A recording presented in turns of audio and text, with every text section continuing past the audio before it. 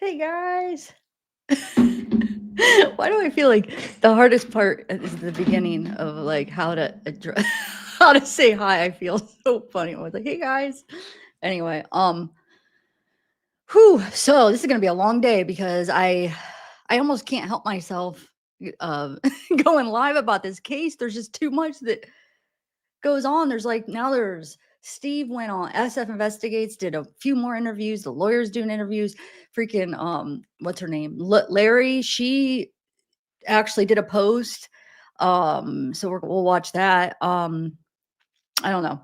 But so after this, I'm gonna be doing that Dylan Rounds one with interrogation files. So it's gonna be a busy night. Got my coffee. I hope it could keep me up for a while. But anyway, so that's why I'm a little bit earlier today with it because I'm doing that one later. So, oh, thanks, Real Plant. Diaries. Anyway, let's just start off. Let me get my headphones on because I do want to play a couple of videos. Oh, Scott, hey, how have you been? Haven't seen you in a while. Mari, Jessica, got pineapple. Maybe I'll start out with my screenshots actually. And then we'll do a video. Let me put these on real quick. Hold on. Okay. Yeah, let's start with the screenshots. Or some of them at least. Let me share my screen. I just realized I matched my background again. Oh, it's fun. It's fun when it happens.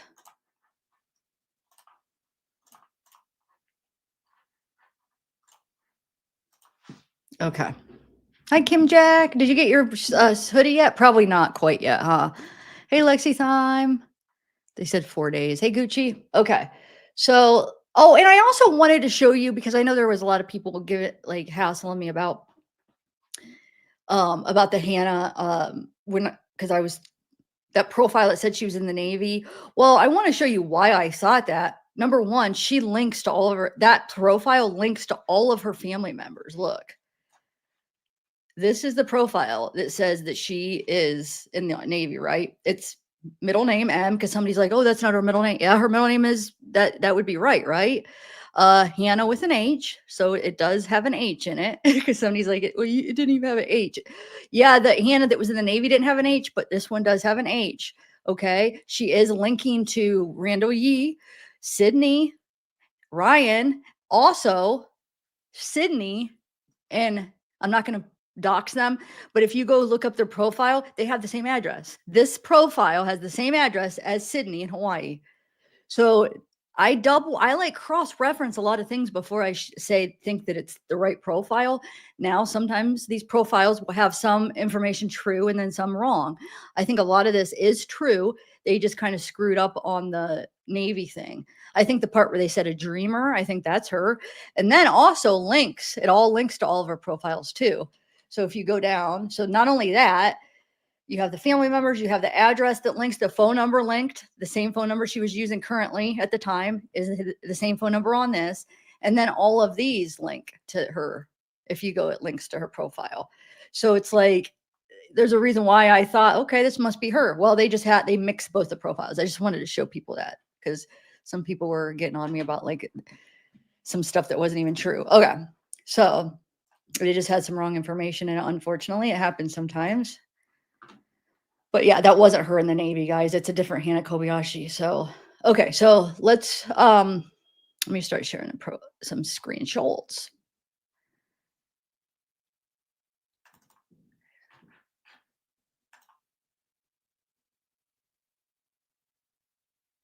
Oh, I think I already read that one. Hold on. So this is the one. I know I had shared this last time, but in case if not everybody has seen this yet, these are the two photos. Now we are going to watch a couple interviews where it does say the attorney said that November 15th is when her sister got this wedding picture. November 15th. That's almost 9 days before her dad died. They got this picture of her and Allan. So probably we're starting to get aware of this whole wedding scam thing, right? Well, 9 days before her dad dies, which is very interesting that like what the heck?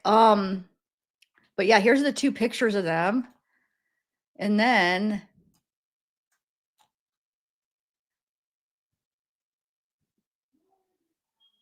says, but this is our confirmation and lead now. So I think that Eamon, the guy Hannah married, and the girl Eamon married for money are all in this together, extorted.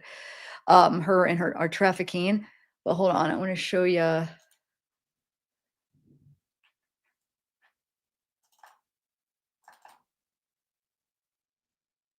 First, let me do this one first. Let me show you the ticket. I don't know where this came from, guys, but this has been passed around. I don't know if it's legit because I don't know. I guess I never tried to go on the flight and see if we could get the information. I don't know. Maybe it is public, but this is going around now. The airplane. So look, and remember when I kept saying like there was a person in between them, or sometimes they skip a letter. But remember 32D F, I'm like, okay, so maybe there was a person in between them, but they definitely would have seen each other because they would have been, you know how planes are, even if there's a person in between you, you're so close to the people. Well, guess who the person was in between them? Good old Allan. He was the 32E. Like, what the heck?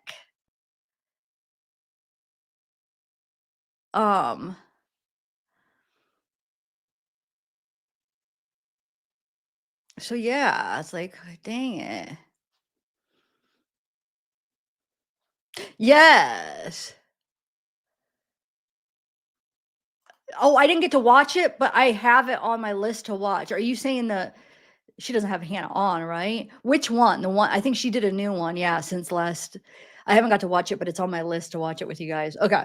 But then we have here, she would have been sitting next to him on the next flight too, if it wasn't for where she didn't make it to the next flight. But look, so it looks like he made it because she's crossed out. He's not crossed out, right?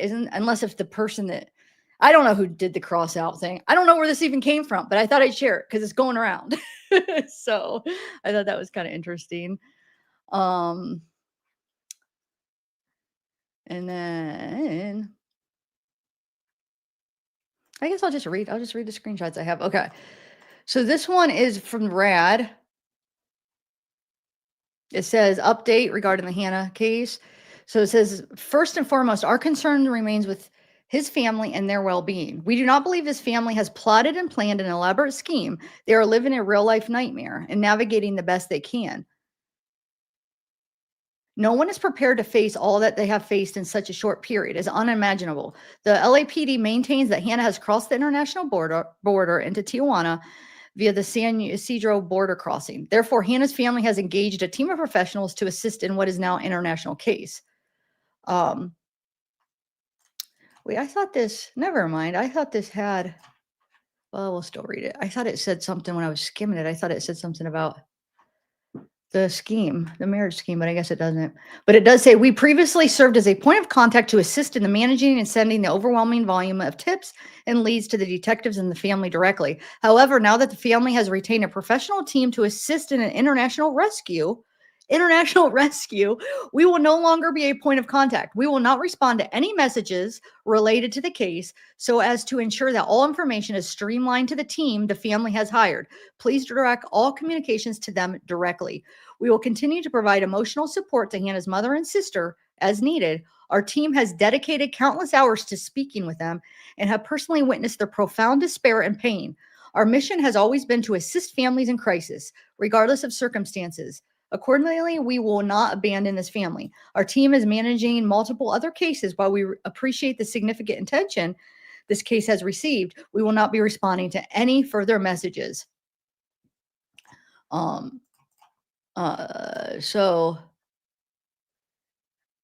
Or engaging in any additional conversations about this case. We understand that this case has been emotionally charged for many. Our social media presence is dedicated to reuniting missing and exploited individuals with their families. Our pages are not intended for negative comments, debates about the case, or ongoing discussions.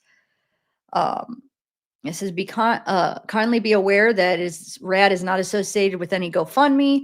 We do not create, share, or donate. Instead, we contribute our times, flight, hotel accommodations, and other necessities where possible. It says, in this particular case, we donated 1 or 2 one-way flights prior to the family having access to their GoFundMe account. In addition, we donated gas, food, for volunteers working the streets, searching for Hannah. But isn't that what they said they use the GoFundMe money for too? Anyway, so yeah.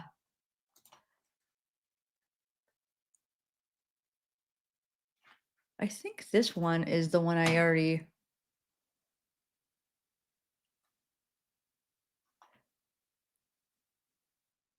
Maybe not. This might be. Says, we want to stress that the family has not publicly, this is the lawyer they have, the family has not publicly announced any information regarding an alleged marriage because we did not have the facts or necessary documents to verify the legitimacy of this information. The family has not confirmed the authenticity of the images or the accuracy of the information provided about a possible secret marriage. This is one of many leads we are actively investigating with the help of our attorney and investigative team. We would also like to confirm that we turned over the alleged information to law enforcement immediately upon receipt. Further, while we appreciate Larie's efforts, she does not speak on behalf of our immediate family, which consists of Hannah's mother, Brandy, and her sister, Sydney. We remain focused on verifying the details and leads we have received and ask for your understanding and patience as we continue our investigation. We extend our deepest gratitude to everyone who has supported us during this incredibly difficult time. Your efforts, especially those of volunteers, individuals who have gone above and beyond to help search for Hannah, mean the world to us. Finally, we kindly ask everyone to avoid jumping to conclusions or spreading unverified claims. It is especially important not to perpetuate speculation that anyone is involved in a scam, as this only hinders our efforts to find Hannah and bring clarity and closure to the nightmare we are living in because of her disappearance. Okay, so now I'll play Larie's recent post, okay? This is her. She did post on her TikTok recently. Where's it at? Where's it at?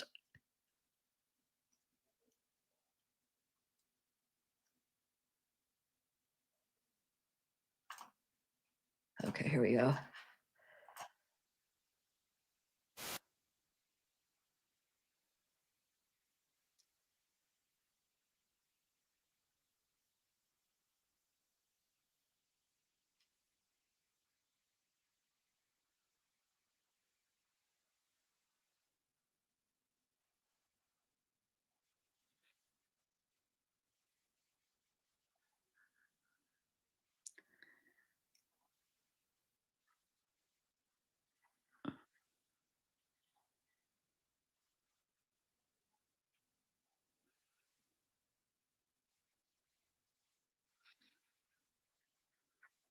Oh, no audio?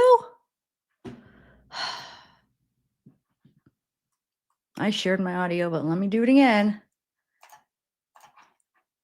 Sorry, guys.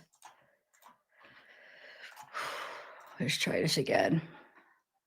And no, I know it's not Larie though. It's Larie or I always stress it wrong. It's not Larie and it's not Larry, but it's Larie. It's not even Larie though, by the way. You can't even hear me? Can you hear me? It's Larie, which so I've heard some reporters say Larry, and I think it's correctly Larie or something like that. I don't know why I can't Larie. Larie. I don't know, but yeah, it's not Larie. Anyway. Okay, so I'm gonna play this over. Okay. But I have heard some people say Larry too. They're probably doing the same thing I'm doing. It's just like, I don't know why. We want to say like Lori, but it's not Larie. Larry.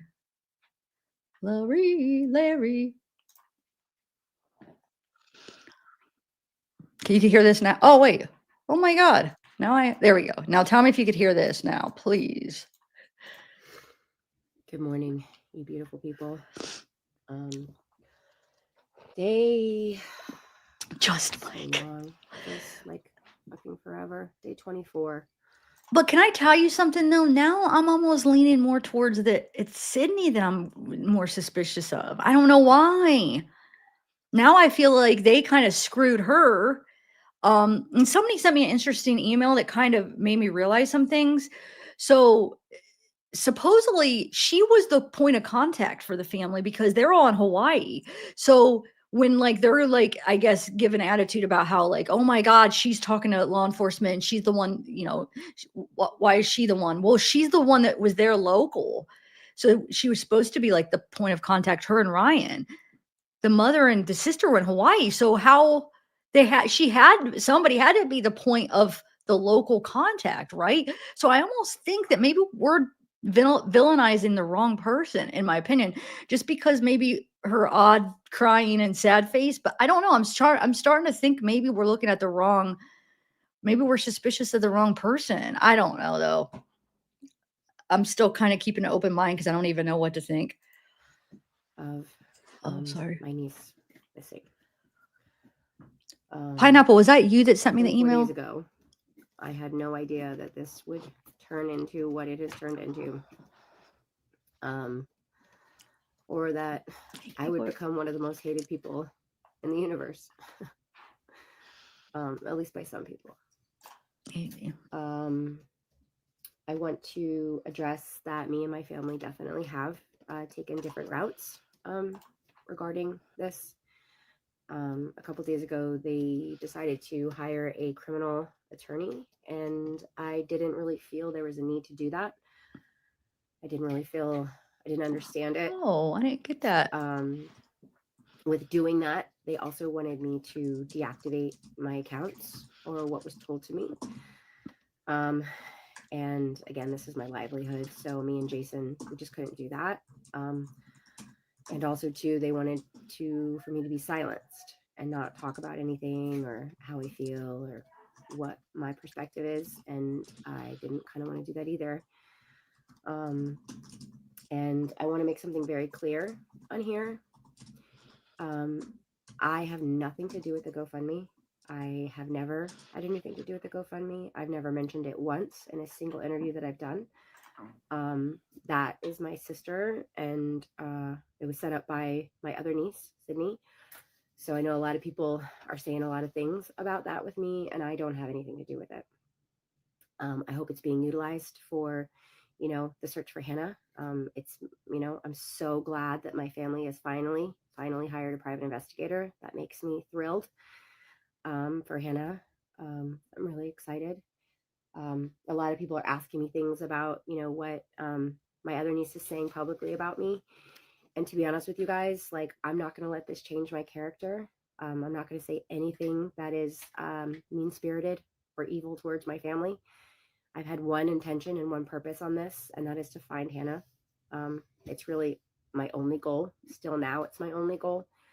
With everything that's been made aware and everything that's been done, I just have that in my heart. I just want to basically get a welfare check or get eyes on her and just be like, hey, baby girl, are you okay? And if she tells me I'm fine, like I'm cool, then, be on your merry way. I'm so happy that you're okay. But until that, the word voluntarily or the word, like all the stuff that she's doing, I just need to make sure, it's not a manhunt. It's not us being. GoFundMe actually went down, did it not? It went down by like not that much, but wasn't it at like 670? I have to go back and look at my old video. I swear it was like 70 or 60 or something. I feel like it went down like 50. Maybe somebody refunded, right? I thought it was a little bit higher than that. But yeah, it's still up though. Definitely didn't go up. Anyway. Being overbearing or any of these things. It's not. It's just I want to make sure she's okay. And that's all. I think that's what any Vanilla. family member Thank would you. do. Gypsy, what the heck? I also want to make it known that, I was told on the 12th about this. What is that? November 12th is when it was made aware to me that, no one had heard from her. And from that moment forward, me and Jason went balls to the walls and trying to find her. Thank you, Vanilla Pickle. That's welcome. I got a little cigar celebration. But thanks for joining. And I don't know, is that Gypsy? A lot of times, let's see what the Gypsy does. It might be a troll, like a bot. What does that even? I don't even know what that is. We filed the police reports. We made the missing poster. We had our number on there. We were taking tips. I was in Big Sur with 1 bar of service with my phone up to a wall because I knew that's the only place I could get service. And none of this was done maliciously. It was only done to find Hannah. I'm not looking for fame. I'm not looking for, you know, I mean, all my interviews, I look like a disgusting, crying, horrible mess. And I didn't care, you know? This is not about me and Jason. This is not about, anything but Hannah. And there's so much speculation. There's so much noise. There's so much, like I haven't gone on Reddit. I haven't gone on any other TikTok pages really because I want to stick to the facts. I want to stick to finding Hannah. That's really my only concern. I'm not going to bash my family. I'm not, even though that we've split and we're separate and we're no longer speaking, I still love them very much. And hopefully we all have the same goal, and that's to make sure Hannah's doing this on her own accord. And again, I want to thank everybody that has been along for this ride, this never, ever fucking ending ride. I'm really ready to get resolution to this too, you guys. Like, it's taken over my very being. It's taken over Jason and I's life. It's all consuming, and I get that you guys are invested as well. Just take facts for facts is all I can say. There's a lot of people out there just trying. I don't know what they're trying to do, to be honest with you. I really don't. That's true. They first were invested in my niece, and now they're villainizing her. It makes my heart hurt. But again, thank you so much. Thank you for your time. Thank you for your efforts. And until we know that she's okay and doing this on her own accord, just keep praying for her. Thank you so much. Love you. Bye. So, that is kind of, now that I hear so they wanted her to shut off her social media, and that's how she makes a living. That is kind of messed up. So now I get the point where they said, well, all she cares about is her social media. They said that probably because they said, hey, take down your stuff. And she's like, no, this is how we make a living. I can't just stop working. I can't take down my stuff.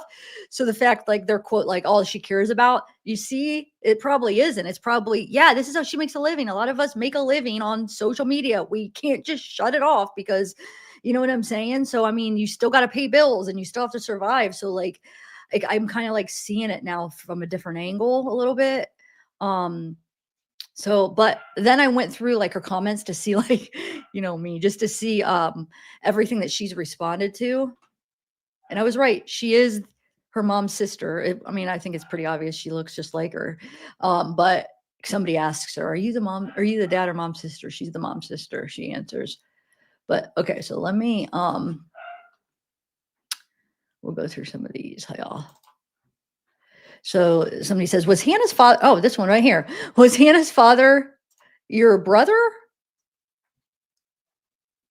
or brother-in-law? Perhaps I've missed it, but where is her mom? Is that your sister? She said, Ryan was my ex-brother-in-law, Hannah's father, an amazing man. I'm sorry for your loss. So is Hannah's mom your biological sister? And where is she? Haven't seen her. And then hold on, let me go over. And then she says, oh my God, Zeke, stop it.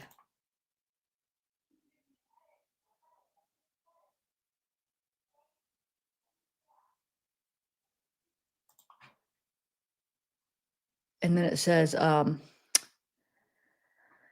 the mom is in Hawaii, I believe. Some people are answering. And it says, that is her sister. She says it in this video. Yeah, the mother, she just answered the question. Ryan is her brother-in-law, which means Hannah's mother is her biological sister. Anyway, it says, why don't you leave her alone? Somebody says, and she says, how do you, so this is, I don't know what she's responding to. Somebody must have deleted their comment where she says, how do you know? That's where I'm confused. I think there had to be a comment removed. Anyway, it says, how do you know? Have you spoken with her? Have you seen her? Are you planning a trip to Mexico to find out if this is indeed the case? That's her. So remember, oh yeah, she's PNW passport. Okay. And then somebody said, oh, I want to figure out I don't know who this Teresa is, but she says, you're my favorite family member. Love,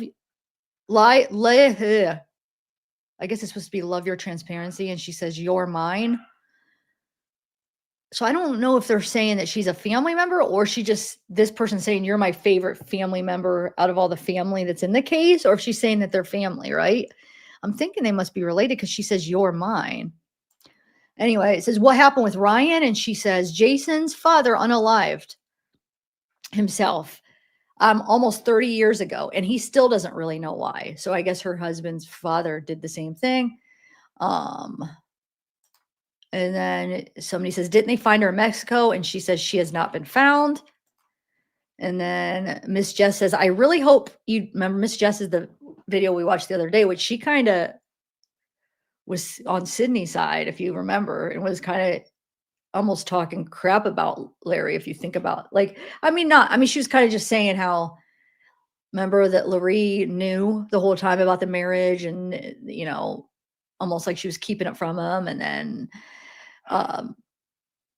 yeah, so basically she almost kind of took Sydney's side in that video, I felt like. But anyway, so she comments, says, I really hope you don't get offended by any of my videos. Like everyone, we just want to get to the bottom and find the truth. I'm glad you're clearing some of the error here and just now. Now, all these run to that video we just watched, okay? And then she says, I have very good intention to finding Hannah safe. And then Larie says, I know you do. And then somebody says, looking for a niece, it's a aunt's job. Sometimes some speculation can help to find the truth. It's a long way, but she will show up. Don't give up until you find her. She says, thanks, Joe. I want to know she is okay. And then somebody says, and again, no mention of Hannah's dad. Also, the distrust comes from the dishonesty. She says, I loved Ryan from the moment I met him. God bless him, you and your family. And somebody says, girl, bye. She problem doesn't want to be disrespectful. When you're looking for the public help, it's your responsibility to be honest, but these folks keep pushing worst case scenarios and keeping crucial info to themselves. This vain person says that. Anyway, so somebody says, nobody hates you. I feel bad for what you're going through, but the GoFundMe money needs to go back to the people who donated in good faith. And then Larie says, I don't have control of the GoFundMe. That's her sister, Sydney. I didn't even set it up or have access. Okay. And then somebody says, I think it's clear she's doing it on her own accord. She's alone. No one forced her to go to Mexico. She went on her own. I feel bad for you, but at the same time, she's not missing. The LAPD was right. And the aunt says, I hope that is the case, but absolutely nothing is clear. And somebody says, where are you and Hannah in regular contact? They say she was estranged from the family. If you weren't involved with the GoFundMe, then why are people bashing this woman? I don't get it. She says, I talk to Hannah up to 4 times a week, the last being November 2nd for 2 hours. She was my favorite human. And the whole was thing, I don't know why she keeps saying was. It drives me nuts. But, I mean, it might just be nothing. I mean, I think it is just nothing because I don't think she has anything to do with, like, anything or anything. But anyway, so she was my favorite human. We were close in age as my older sister is 14 years older than me. So we had a sisterly relationship. So, wait, I don't know how old Larie is. Larie. I still feel like I can't say it right. But I feel like she looks a lot older than Hannah, isn't she? But she's saying she's closer in age to Hannah because her sister was 14 years older than her. Anyway, it says, why would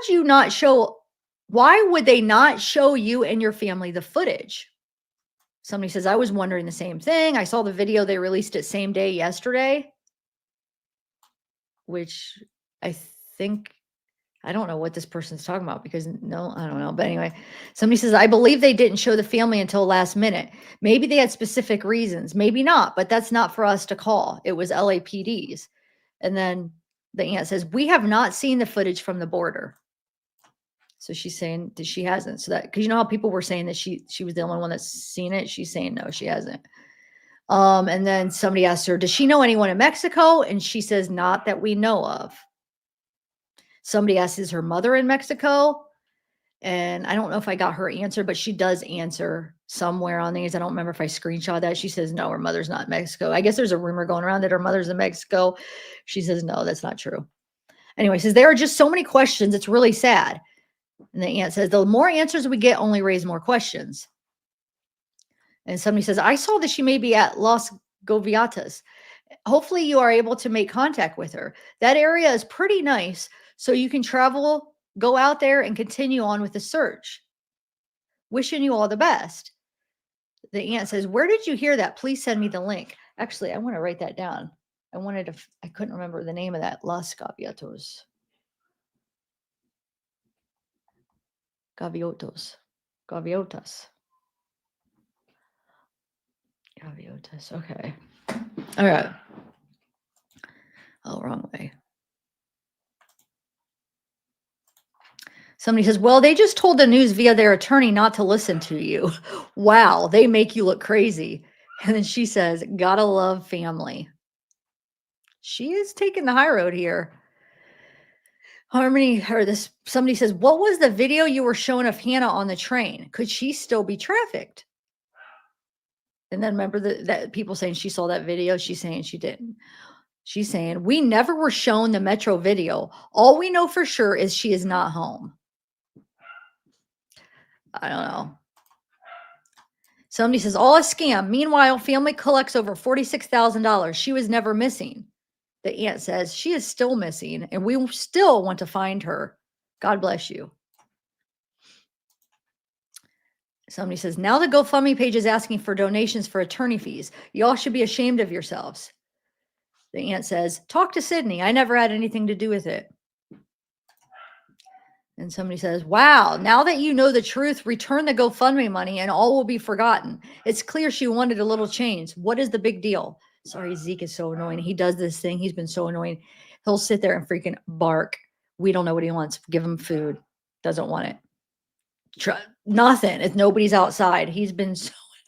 So don't think like you guys, I know there's going to be some people hearing the dog bark. Come on, what's wrong with the dog? He just does that. They're probably sitting down there with him like, what do you want, Zeke? My mom, my grandma, and my uncle are all downstairs. He just does that. He's a little brat lately. Oh, my Lord. Anyway. So she says, yeah, basically return the money and all will be forgotten. She wanted a little change. The aunt says, I never had any involvement in the gym. I think she meant GoFundMe, nor the Venmo. That was Sydney. What does she mean Venmo? Is she getting the Venmo money that people are donating to Hannah? Or is there a Venmo set up for people to donate for it? I didn't know that. Anyway, but I won't read it. I just wanted to focus on like her responses, but well, let's see. Because this person, what does she say back? Understood. Sydney needs to return the money. It is the right thing to do. Karma is honest, and you always want to keep your side of the street clean. This happens all the time. Family breaks are sometimes needed. The police gave your family the answers. Respect her boundaries. She will return on her own. Somebody says, I thought the LAPD said you knew she'd gone to Mexico 2 weeks ago. I'm genuinely confused. The aunt says, I did not hear that said, but either way, we only found out a few hours before the press release. And somebody says, Sydney just came out in an interview with their attorney and said they said to not believe the statements you make and don't know why you were given input or statements. The aunt says, just saw it. All I can say is, wow. And then somebody says, I came to ask the same thing. What is going on? This is all so bizarre. And somebody says, Sydney said y'all found out she went to Mexico the same time the public did at the press conference. But you said a couple hours before. Which is it? The aunt says, we were informed by her mother hours before the conference. And somebody says, no, Sydney said the family found out a few hours before the press conference. And also that she had no idea they were going to have a press conference. So this person, yeah, I know that this person's wrong. She didn't say, Sydney didn't say at the same time. She said a couple hours before, I thought, but I don't know. I'd have to go back and see what Sydney said. Her sister says you saw the footage and you're the only one. Did you see her latest interview? This is all very confusing. The aunt says, we were told over the phone about the footage by Metro. We never seen any videos. And they said, okay, thank you for the reply. I truly hope this all gets resolved and she is safe. And it says, I just saw a video on here of someone saying she's in Mexico to see her mother. The aunt says her mother is in Hawaii. Says, where is your mother in all this? Does her mother live in Hawaii? Or where is her mother in all this? Does her mother live in Hawaii? She says, yes, in Hawaii. I don't think this is what most think bad. I don't think this is what most think bad. The weirdest part is her dad gone. She doesn't have a close relationship with her dad, question mark. Is there footage of her face crossing over to Mexico? And the aunt says, we want to see that footage. Sounds like she doesn't want to be found. If she did, she'd get a hold of someone. Many families are broken, and that's okay. She obviously has her reasons not to want to contact the family. And the aunt says, that is not the Hannah I know. Oh my God, I'm so annoyed with Zeke.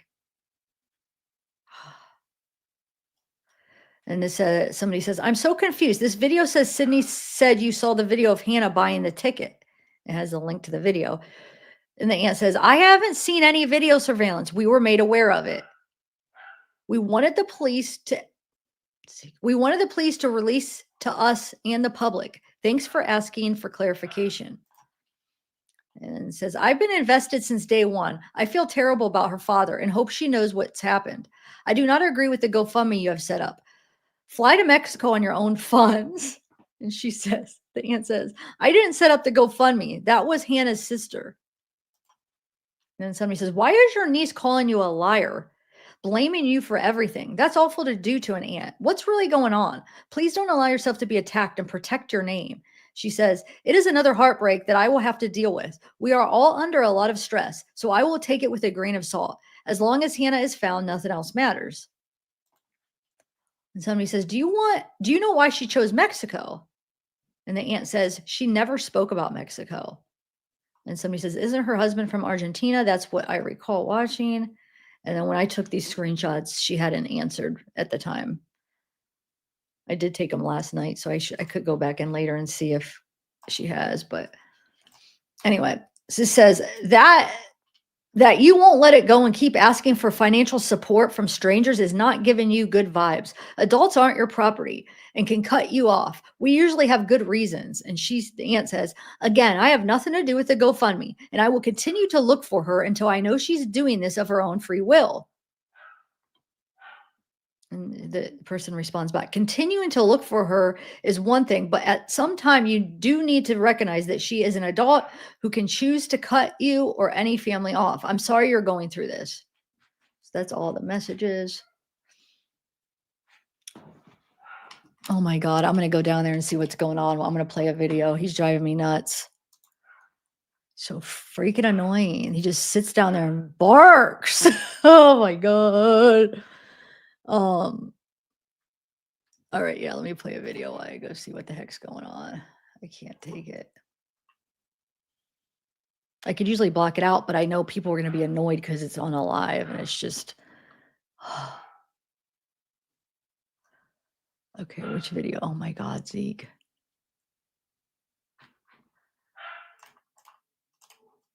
So freaking annoying. All right, let me play a longer one first. Because I have 2, 4, 6 videos I want to play anyway. Oh my God, I swear to God. I'll play this one with Dog the Bounty Hunter. Dog the Bounty Hunter, thanks for staying with us. So police say she's not missing per You guys se. can hear, right? She might have done this on her own. She didn't seem like she's been harmed in any way. How does that search differ from the typical fugitive you hunt down? Well, it doesn't. The only thing is that, I went into Mexico once after Andrew Stewart Luster and was arrested, and I had to break out of jail and get back to America. So I will not, I promised the Mexican government I would not go in there, looking for anything. So, but my daughter, Cecily, we knew Hannah. She spent the night at my house. Cecily's good friend 6, 7 years ago, a couple times. And then my other daughter, baby Lisa, is, she is an incredible seek and finder. So what they both found out was that Hannah got married in Maui before she ever disappeared. She was legally married. They have pictures of them in Maui, the husband and her. And so she might have left on her own free will. She might have, married this guy. We don't know what nationality he is, but they did get legally married in Maui, Hawaii. And does the family know who this is? Is the family aware of this fact? Well, yes, I think they do, because Now I can't hear it. Hold on, guys. He's being a brat. Yeah, they're all sitting at the table. He just has his food and he's just barking at the food. I swear. Okay, why can't I hear it though? My ear, hold on, give me 1 second, guys. Because I have my, and it just went out. Hold on, give me 1 minute.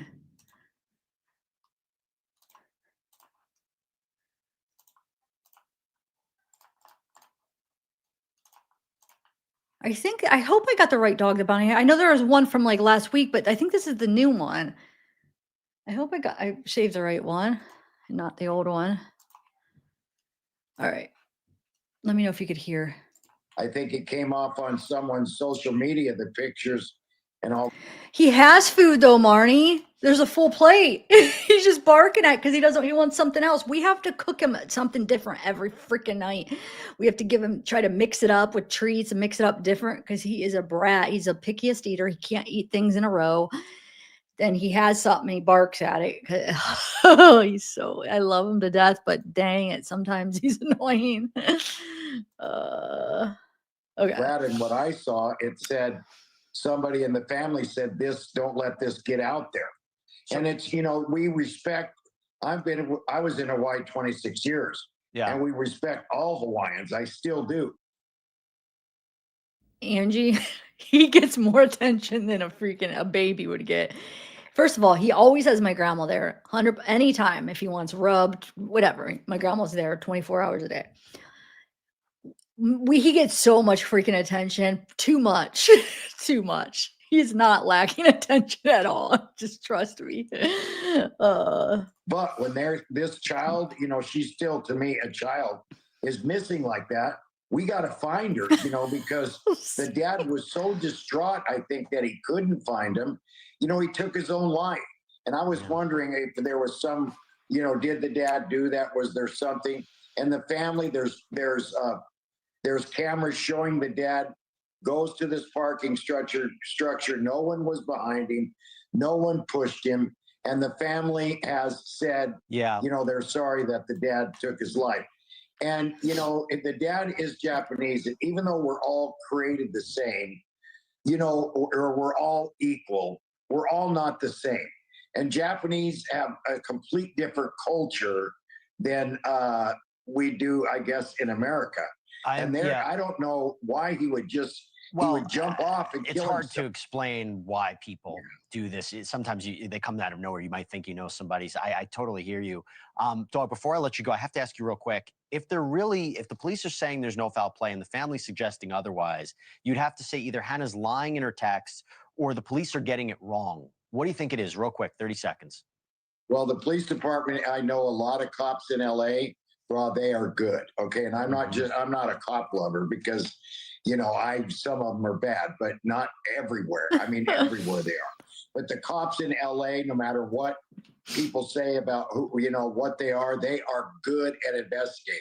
And they don't, it's not, they don't care. They know, I bet they know she got married. I'll bet they all know that. I bet they know she got married and they're in it. They've got so much to do.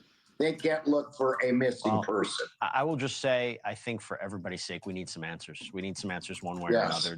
Dog Bounty Hunter, thanks for coming on, talking about both stories with us. Really appreciate it. Good seeing you. Yes, sir. Thank you very much. Good seeing you. Thanks for watching. It would have been the 11th, but I think the 12th is when they would try to report her missing, right? So no, it would have been almost a couple weeks. It would have been like 12 days. So yeah. The 24th is when he unalived himself. So, yeah. All right. So let me take that off. Let me do, let's do this one. Thank you. Another twist in the disappearance of a Maui woman after landing at LAX last month. Investigators are trying to determine if Hana Kobayashi is involved in a possible marriage scam. KTLA's Jennifer McGraw in our news center with more on that. Jennifer, good morning. Hi, Frank. Good morning. Hannah possibly caught up in a scam marriage before disappearance is just the latest in this twisted tale of the missing Maui woman. The Los Angeles Magazine reporting that sources tell them Hannah may have been intertwined in an alleged marriage scam with an Argentinian national before her disappearance. They say she landed at LAX on November the 8th with her alleged new husband, Allan, and his girlfriend, Mariana, just days before she was seen crossing the border into Mexico. And sources say she may have been scammed out of money after allegedly marrying the man. Her mother, Brandy Yee, allegedly discovering the immigration documents at her daughter's home in Hawaii that showed she was working in contact with an immigration attorney. Hannah's sister has done multiple interviews about her sister's disappearance and says this is completely out of character. This is her speaking to News Nation. This is just absolutely out of her character. I feel like my sister and I are close enough for her to let me know if she's like in distress or if something like really dramatic was happening in her life. A statement on behalf of the Kobayashi family was posted online. It reads in part, quote, "We want to stress that the family has not publicly announced any information regarding an alleged marriage because we did not have the facts or the necessary documents to verify the legitimacy of this information." The statement went on to ask the public to not jump to any conclusions or spread any unverified claims. And also later on, we're going to hear from LAPD's Chief McDonald about her disappearance and the investigation, if anything is happening. That's the very latest. I'm live in the news center. I'll send it back to you in the studio. Kakachi, though, finally, I didn't know how to say that. Kakachi, right? This is hard sometimes. But I didn't know he got kicked out of Mexico. I didn't know that. Huh. I did not know that. All right. So let me go through some more of my screenshots real quick. Where did I leave off? Did I read this? I read this. Yeah. So this one says, as soon as I found out Sydney was the sister. Ooh, this isn't, I forgot about this one. As soon as I found out Sydney was the sister, I knew this shit was going to go downhill fast. Made a new Reddit account to hide my identity, but I've known her back in the day. Partied every weekend at a house one summer that she happened to always go to as well. That girl was full of nonstop drama, I tell you. So she's talking about Hannah's sister. Somebody says, interesting and not a surprise. She seems like she may have histrionic personality disorder. And this person says, she seems like those girls who are always into drama and still act like a middle schooler at their grown age.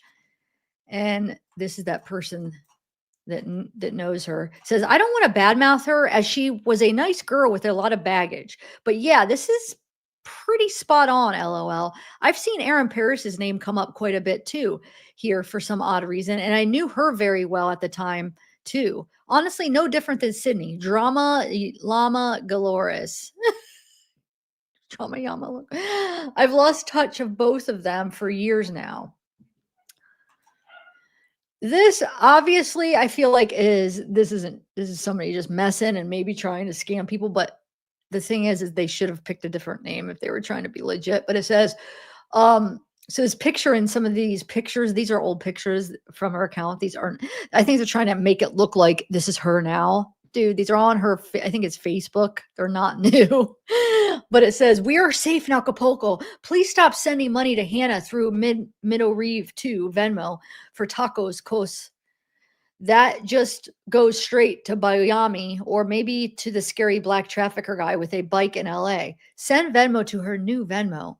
I'm Ronald Trump. Okay, stupid. I hate people that just act stupid. Anyway, it says, I think Pearl's the woman that's seen her on the Metro. I think Pearl's posts on my page have been deleted again.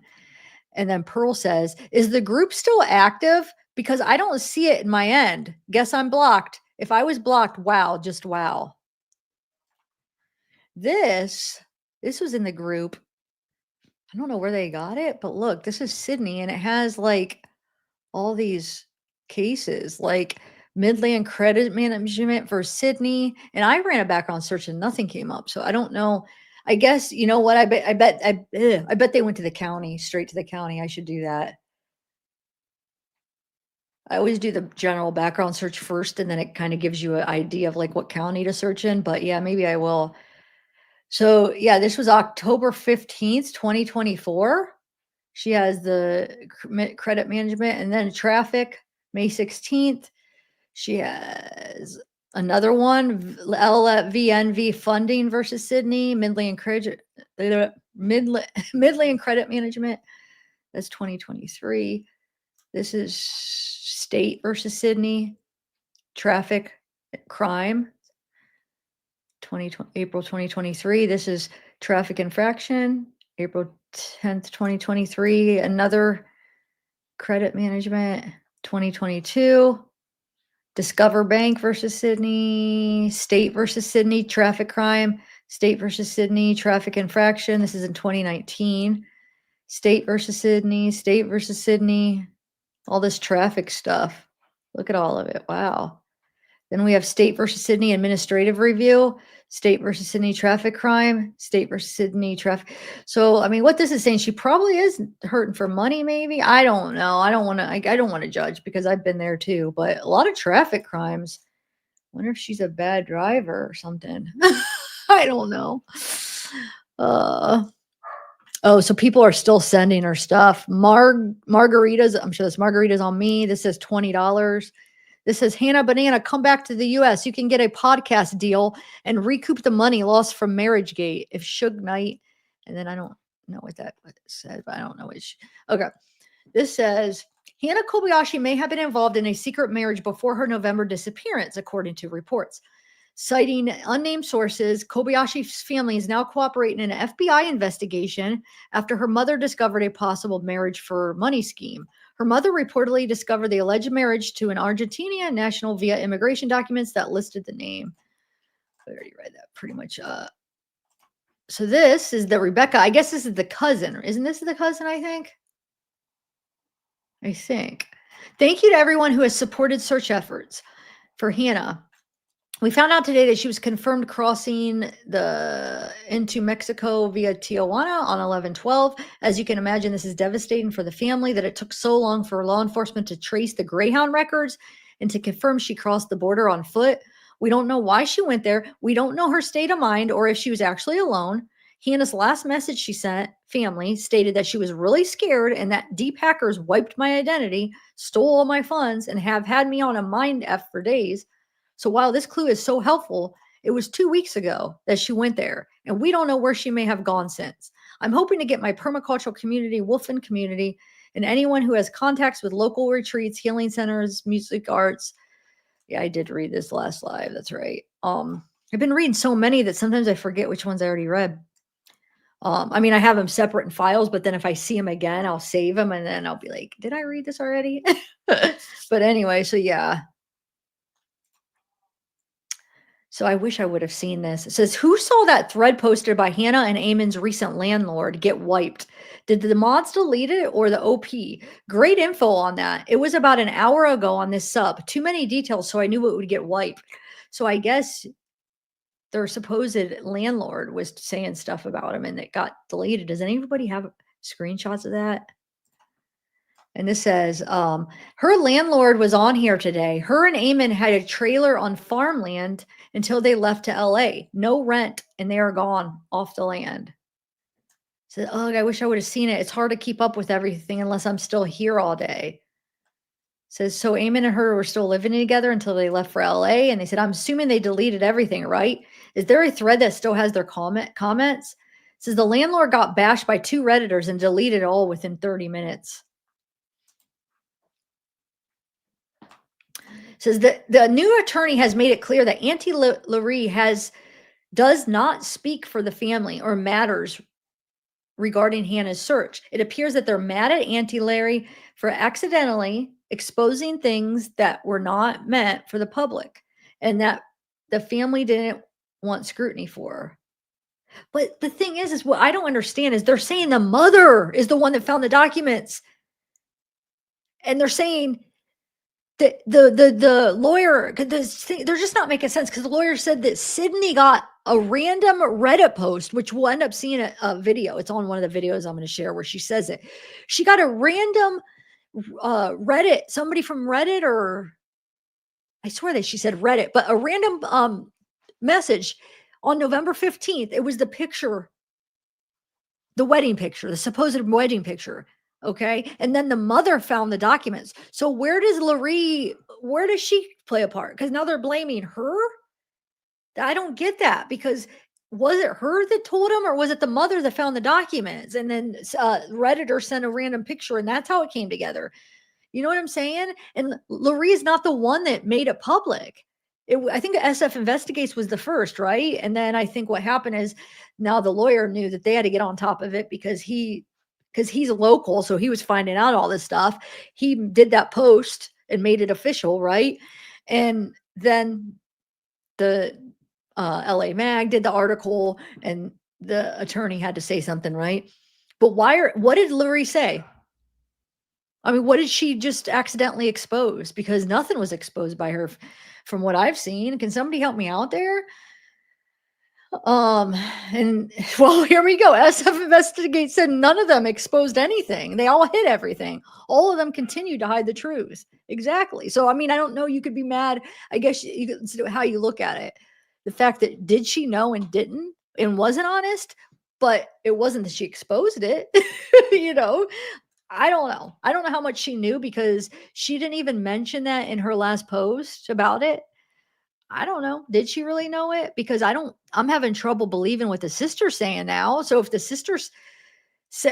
sister talked to Miss Jess, because remember that came from Miss Jess saying that Larie's the one knew this the whole time and told the family.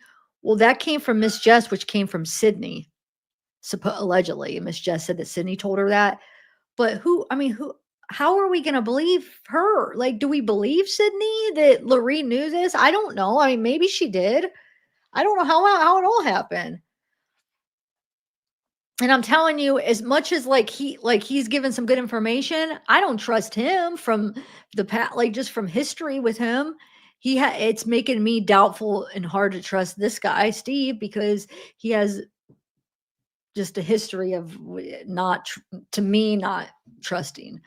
So it's like for him, I know he keeps saying they knew, but I don't know if I could even believe him, because just look into him if you guys want to know what I'm talking about.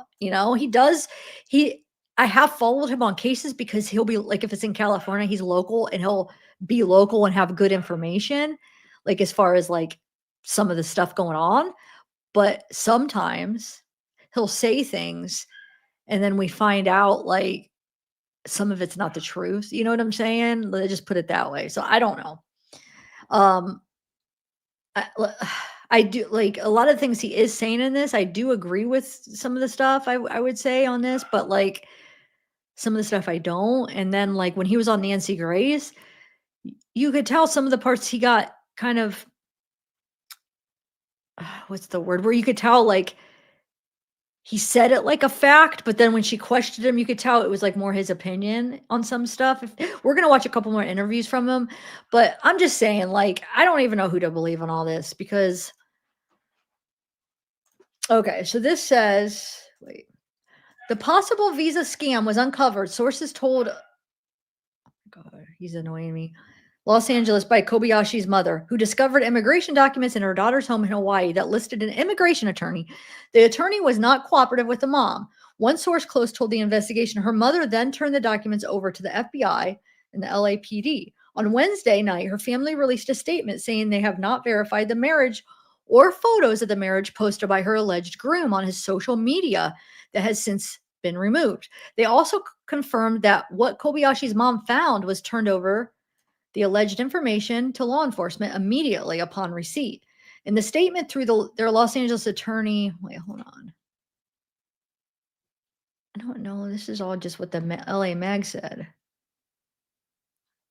Sorry, there's a reason I feel like I saved it.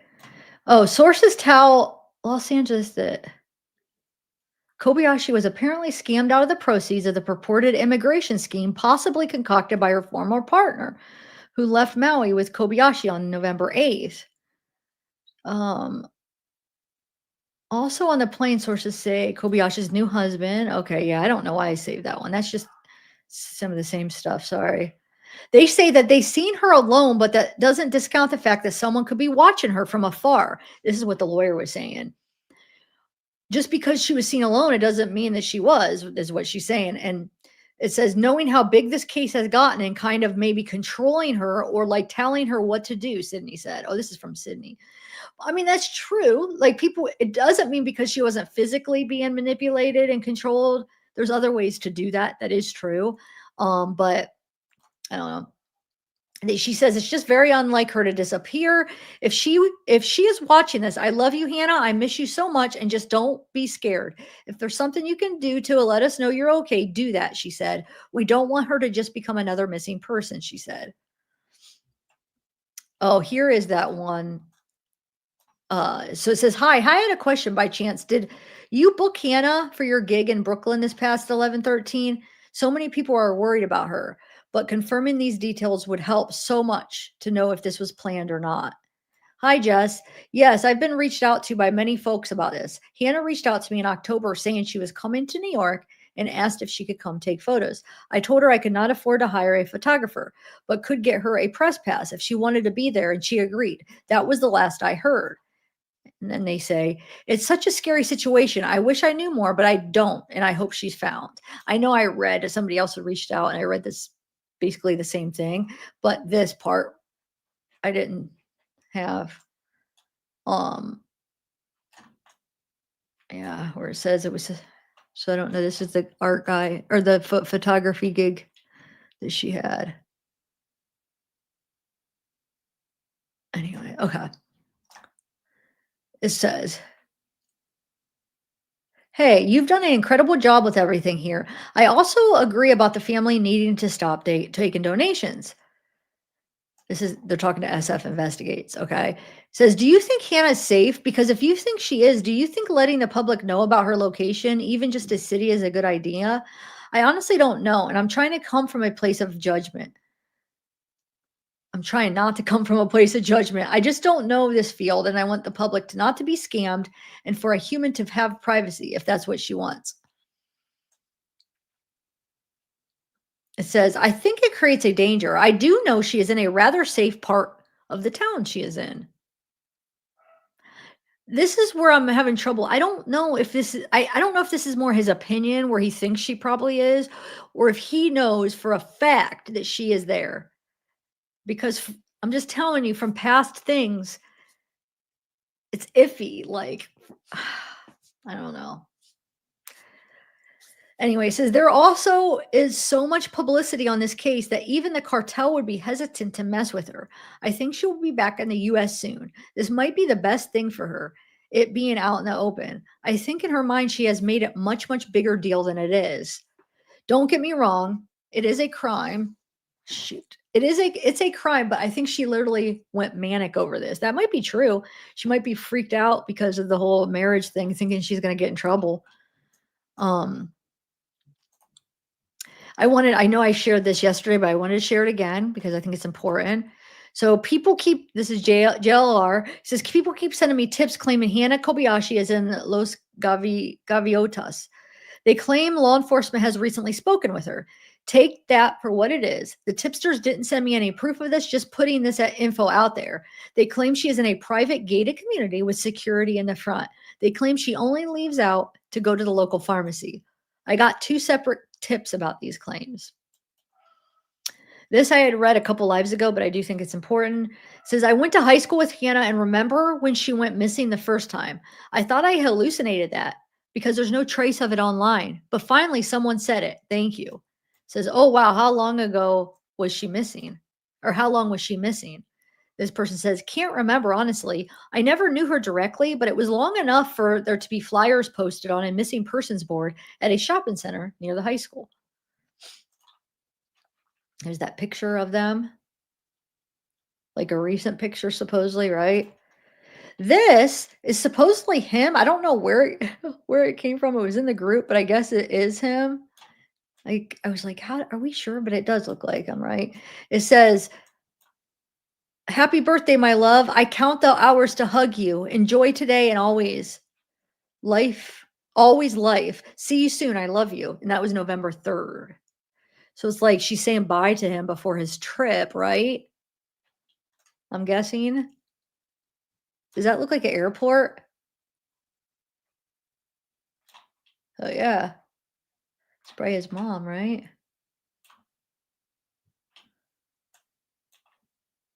Huh.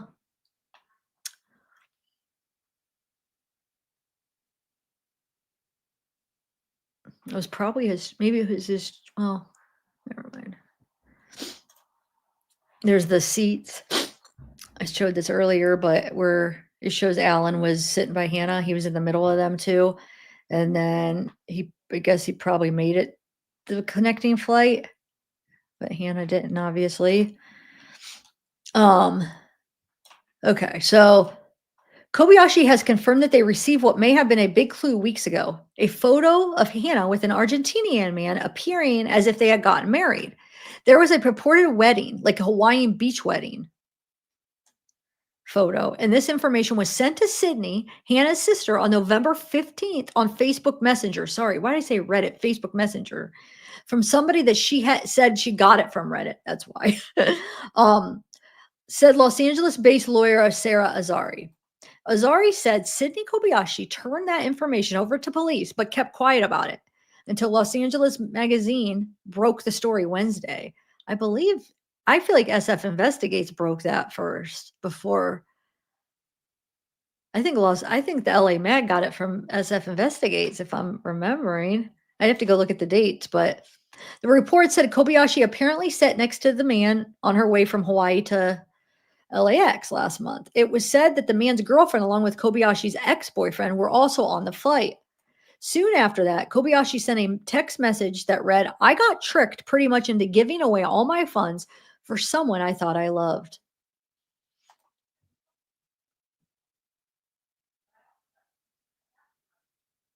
This is those two pictures again.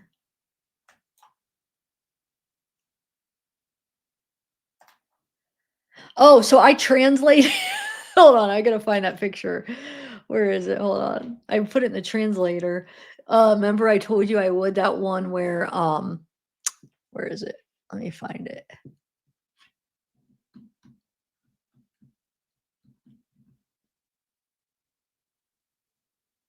Oh, what the heck? I swear I put it over on this file so I could show you. Hold on a second.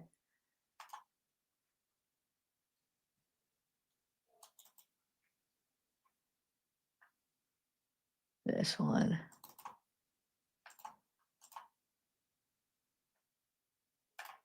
This one right here. Okay.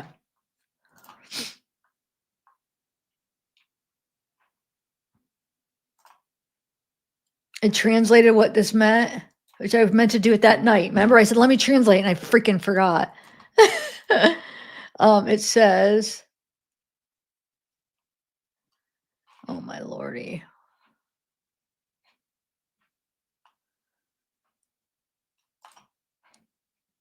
So the one that was posted 7 years ago, where they were posted and everybody was like, "Are you okay? Are you okay, Allan?" Oh my God! Here, let me do.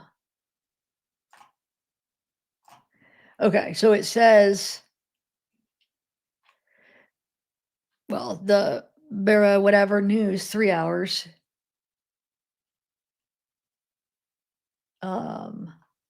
And it says he is from right here. He is from this place. He went to see the Indian. His family is looking for him. And it says Allan Kakachi, 24 years old, from, if anyone knows anything, it gives the number. So yeah. He is from whatever, however you say that. He went to see the Indian and his family is looking for him. That's what this says right here. And then remember some of the other things. Oh, shoot. Some of the other things that was posted was right here. That, remember, it said they posted this. They said this was 7 years ago. Allan, are you okay? And then they posted this. Basically, he's missing. And then he went to see an Indian, and it says justice for Allan. I don't know. Weird. Yeah, but that's what that means. Let me go back to which one? Where is it at?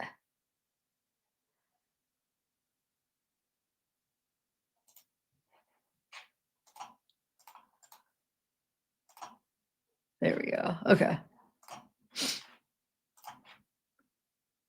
Okay. So that's that. And then somebody commented, or she commented, don't be sorry. This is the right choice for your family. Oh, no, that wasn't her. Sorry. So somebody says, don't be sorry. This is the right choice for your family. You'd think she would want to help out here.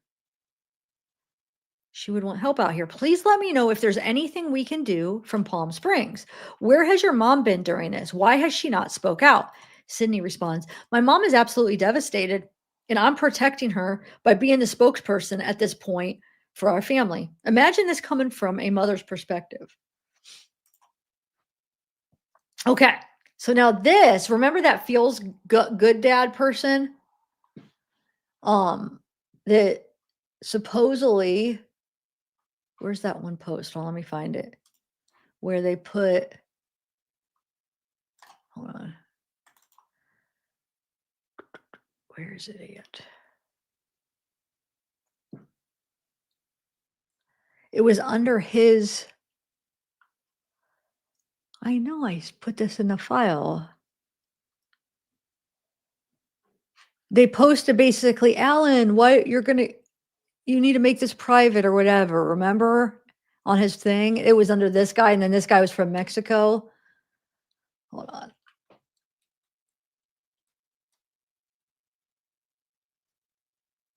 Dang it. It didn't show up. Let me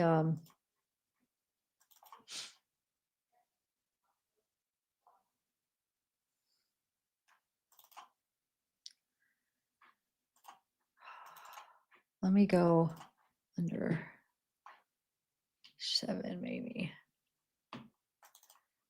Hold on, give me 1 minute. I'll find it. Here we go. Here it is. Okay, it's this one. Remember, he posted this, and we thought he's a troll. It says, "Bro, how have you gone private? How have you not gone private with this account? WTF? You're gonna get Eamon and all them exposed, brother." This is when his Facebook Facebook was still existed, because I think I should go check to see if because he deleted it, I think, or it went offline. I don't know if I think you can. Isn't there a way remember from the Chris Watts case? I think there's a way you could do it where you don't completely delete it, but it like is off and nobody could look it up maybe. It's not private. It's more than that. It's like almost like the step before you completely delete it. I don't know. I don't know if that's even a thing. I just remember people saying that. Nicole Kessinger, when she did that supposedly. So, but it was gone yesterday. But anyway, so yeah, he puts this, and then they see that, oh my God, this is before, I think before the marriage picture came out, right? It's like, oh my God, this guy, Derek, is in Mexico. What the heck? Well, now he's been freaking posting this stuff here. He posted, look, he has that, he posts that, and then he posts this picture of Hannah with that guy. That's on her Facebook. That's an old picture. But actually, hold on a second. Let me look up that number. I want to see who that links to. Yeah, you know me. Let me see. I don't know if that's Hannah's. I don't memorize it, but it let's see. It might be the one that Hannah. 436.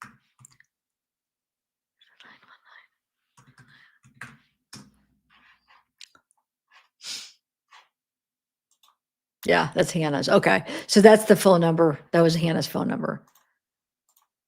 So Wait, let me look at that again. So he posts that and then and it says get code or send link to that. It would be like different phone numbers. Wait, let me see if those are some of her old phone numbers. Hold on a second.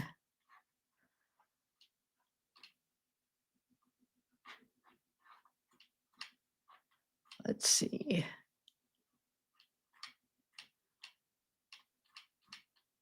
No, stop it.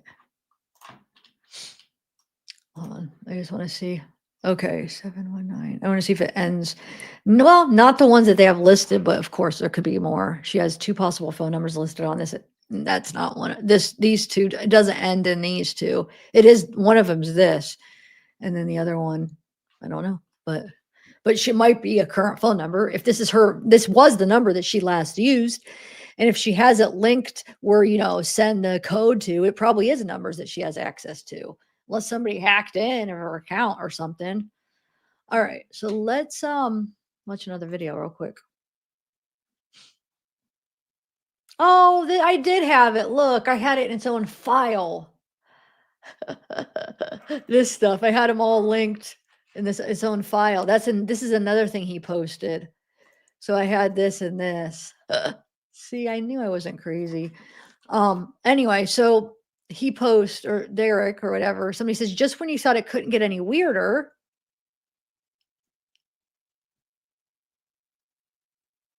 he does this. He posts this picture, which I have to go back and see if this picture is in her Facebook too. I don't know is it a Facebook picture? I don't remember all the pictures she had. Let me look real quick. I could look really quick. I got it up. Because if somebody just got her picture from the Facebook account. Let's see.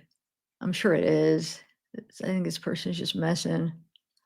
It's just crazy because he's from Mexico, though. Unless if he just... I'd have to see how long ago did he create that Facebook profile, unless if he just created it. And he's not really from Mexico. Or you could even change your location, though, huh? Just to mess with us. All right, hold on. I'm looking through her pictures real quick on Facebook to see if this one is one of her pictures.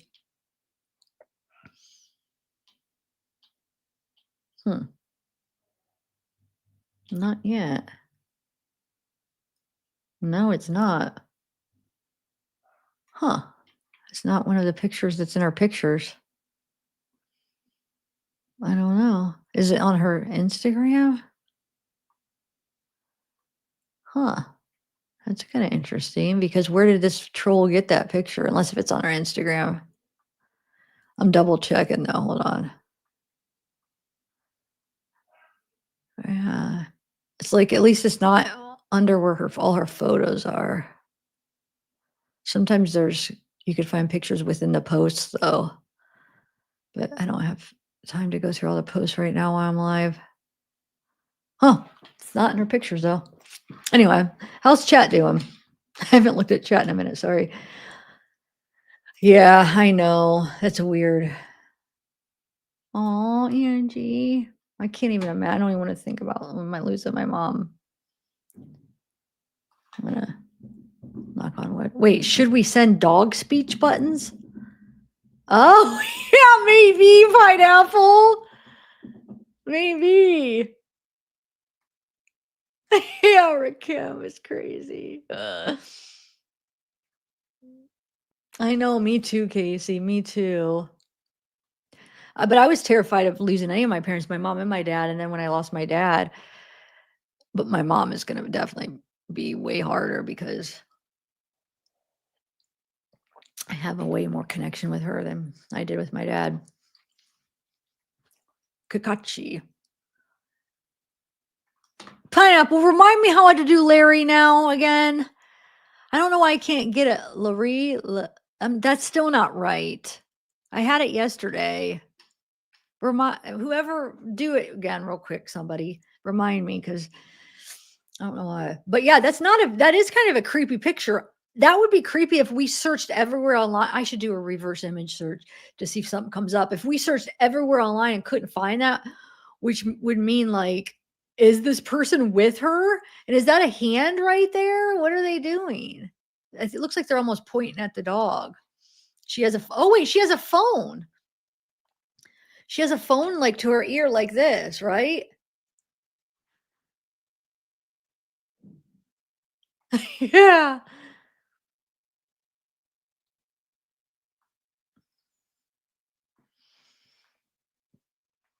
Wait, he has lip injections? I didn't even notice. Wow. All right, let me play another video here. Let's do.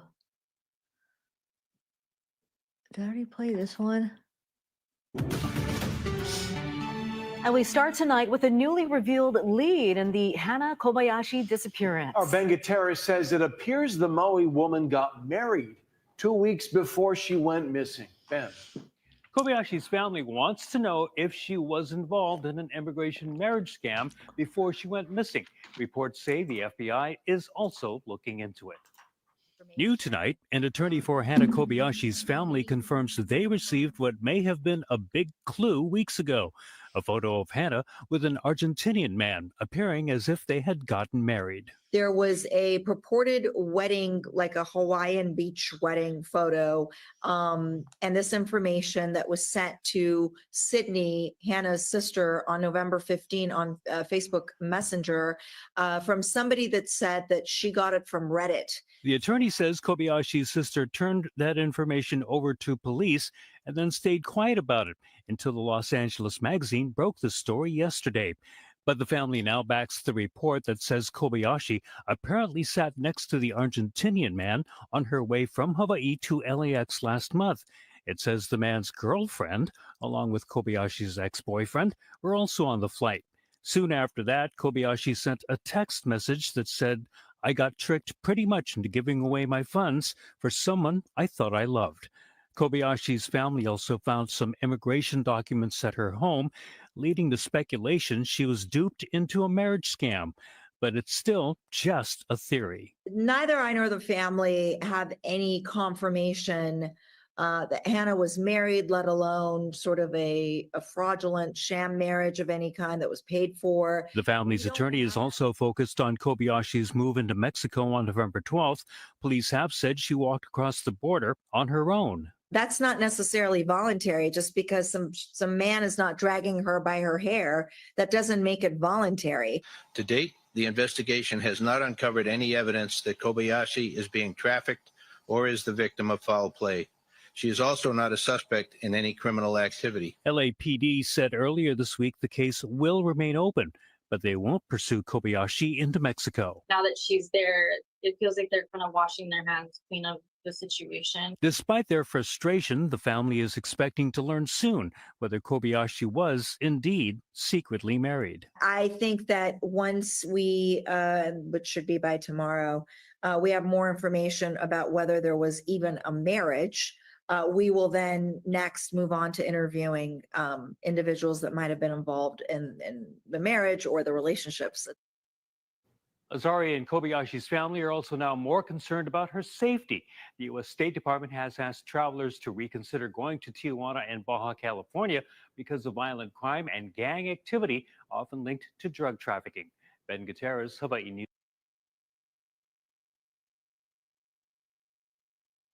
Hey guys.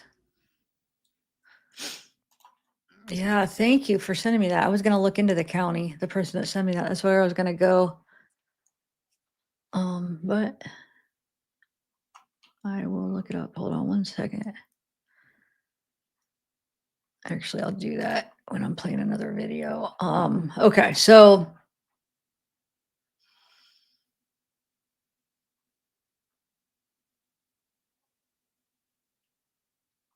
oh, cool. Yeah. Thanks. Let me do that. Let me look it up. Hold on. Oh, I got so much stuff here. Hold on one second. Actually, I'll play another video while I'm looking that up. 1 second. Let me play this one.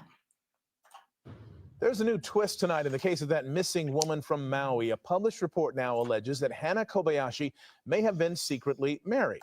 Eyewitness News reporter Rob Hayes is here with new details on the case and reaction from the missing woman's family. Rob. Yeah, this is a story that adds twist upon twist, right? It has disappearance, it has death, and now allegations of fraud, as well as FBI involvement in the case of that missing Maui woman. Let me see what the name of it. Let me move over here. Just when you thought you heard the last twist in Hana Kobayashi's life, the Maui woman's story finds a new way to grab the headlines. First, missing for weeks after deplaning at LAX. Then her father turns up dead after flying to search for her in Los Angeles, the medical examiner calling it suicide. And shortly after that, Kobayashi was tracked down in Mexico, allegedly just looking to go off the grid. Now, allegations that Kobayashi's disappearance may be related to a fake marriage designed to get a foreign man U.S. citizenship. Was that real? Was that arranged? Was that fake? Was it fraud? You know, we don't know any of that. Attorney Sarah Azari represents Kobayashi's family. She says the scam marriage information is based on an internet tip sent to the missing woman's sister. They found on Reddit that Hannah had been married, and it was some sort of arranged marriage for money type of situation, essentially for a green card, whatever. Hannah's sister immediately turned over that information to law enforcement. The FBI tells Eyewitness News it has been assisting LAPD, which is leading the investigation. As for the allegations of that bogus marriage, LAPD tells us we are aware of these claims, but they had no impact on our investigation. Earlier this week, LAPD announced Kobayashi was seen on video safely crossing the border into Mexico and classified her case as a voluntarily missing person. We reached out to Kobayashi's aunt, Larie Pigeon, who says she believes her niece is still in Mexico and that it's been nearly a month since Kobayashi has spoken with any family or friends. Pigeon tells us, I and my family have parted ways at this point. My only goal is to make sure Hannah is safe and doing this on her own accord. The rest of the Kobayashi family expecting additional surprises. I think there'll be more twists, to be honest. I'll with get you. that. It's I got so much stuff. unusual that Hold on. she would plan this trip and be in contact with her family in New York and look forward to it, and then just completely divert. And thank you, sweet tea. and go off the grid. I got that. Meantime, the Kobayashi family's attorney says the family feels as though LAPD has left them in the dark. She says the family is starting its own investigation in Mexico and feels Hannah may not be there by choice. Okay, so thanks for that email. We're gonna look up the sister. And thank you. Yes, I just found it. Thank you. See, I'm bad at recognizing sometimes what what platform stuff is. And sometimes I just don't even think, right? Or sometimes it takes me a minute to so much other stuff. It takes me a minute to like think of stuff to go that route. Me on my lip. Something on my lip. But yes, so I'm going to do that next. And thanks, Pineapple. Yes, I will get that too. Cool. I starred your guys' comment, so it'll remind me. Oh, okay. So let me look up this. I got Allan's mother's Instagram up, which I wanted to see what people were saying on this picture, right? Okay, so let's translate. So she says, oh, that's the one that says, happy birthday. I count the hours to hug you. Enjoy today and always life. See you soon. I love you. Actually, let me make this a little bit bigger, guys. Okay. And then we have, this says, happy birthday. Allan, have a great time, sweethearts.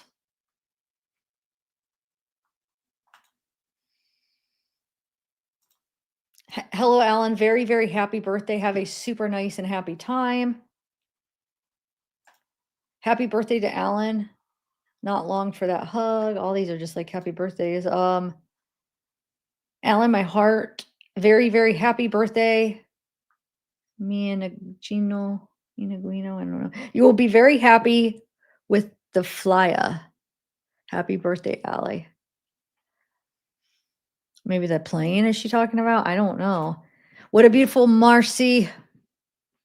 Very happy birthday to your son, Allan. Huge kiss.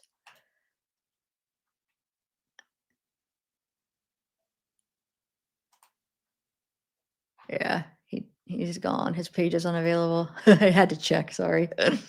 Where are we at? All right.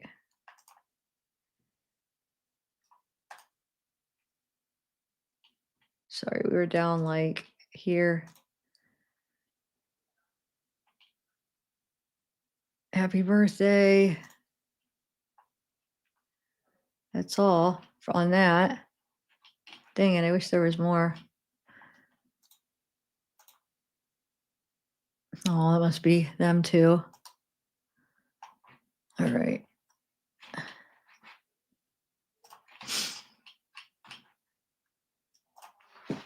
And there are just a few, I mean, like old pics, but that's him, right? I bet. It was beautiful to see them together again, playing like that when they were little ones. I love you. I'm looking for a hint of like, that he's like going to a different country, or, you know what I'm saying? I'm looking for something that they say. That's him right there.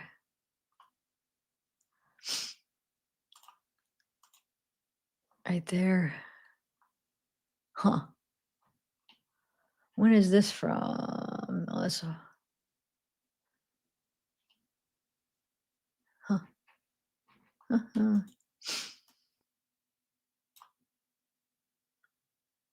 There.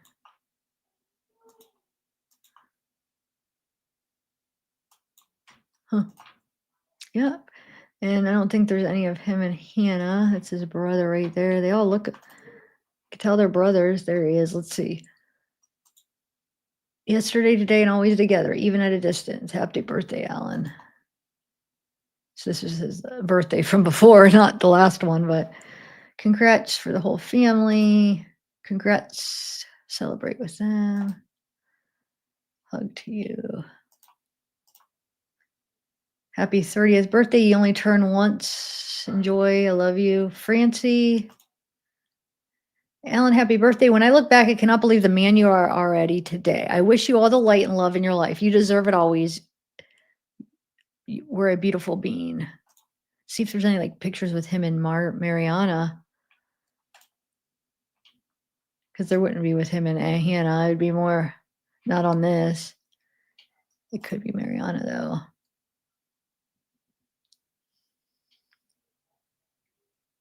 And so he's the oldest.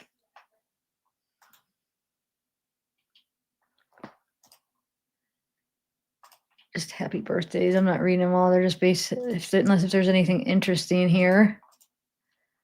Yeah, I don't know. Yeah, there's nothing. Okay.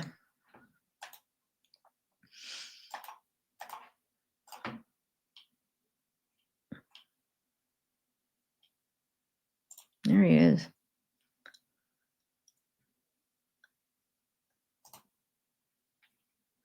Wait, why are those today and always together, despite the kilometers that separate us? You are present in my heart. I love you. Free spirit. Kisses. Hug from a distance. To continue to believe in what you dream, mark you, and go for them. Huge.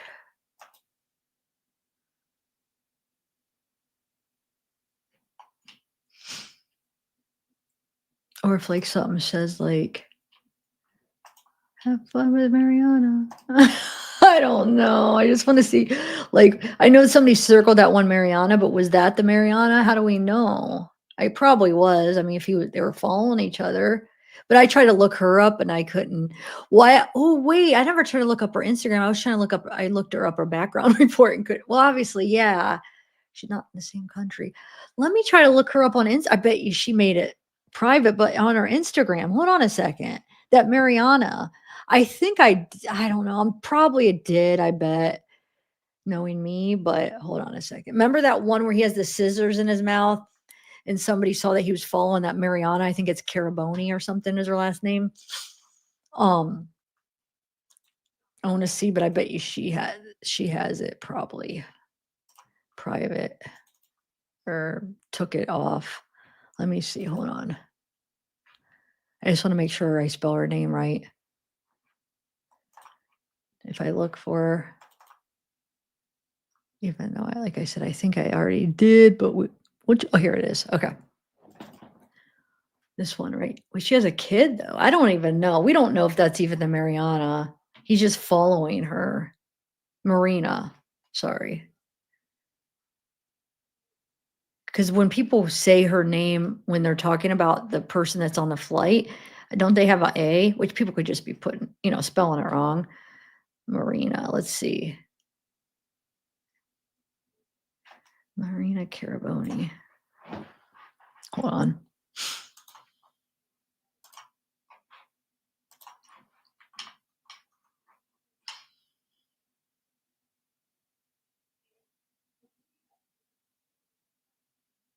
Oh, yeah.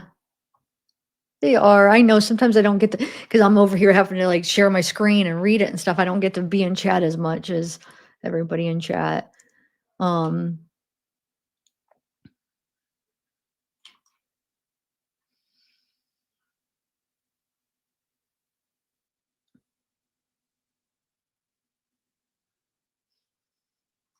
Thanks, Justice. Okay. Hold on.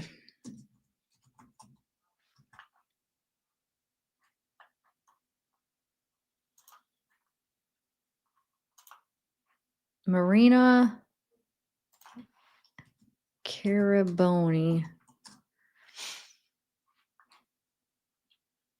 Yeah, I don't know. There's some that come up, but I don't know which one she is because they're private. Let's see if she's following them. Oh, hold on. Hold on. Give me 1 minute. Nope. This one's not following Allan. It's not the same profile because I don't know what is this? What platform is this, guys? I have no idea. But I just looked it up to see if she has a, this one's not her.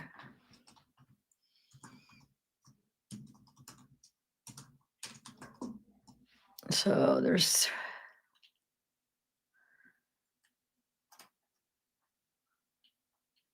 this doesn't look like that. Oh, I don't know. Could be, but let's see who she's following.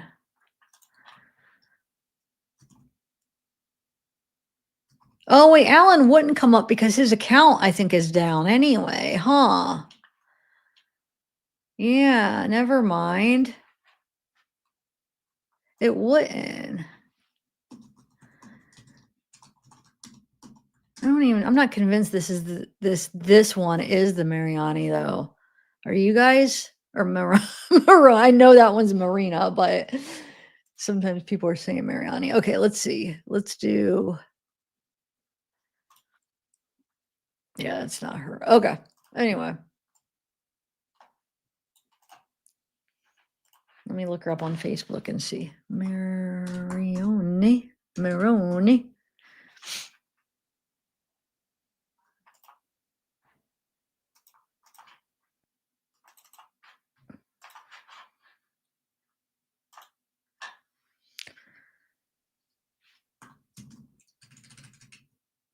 Oh my God, I forget how did we spell it again? Marina. This one is Marina. Marina Caraboni.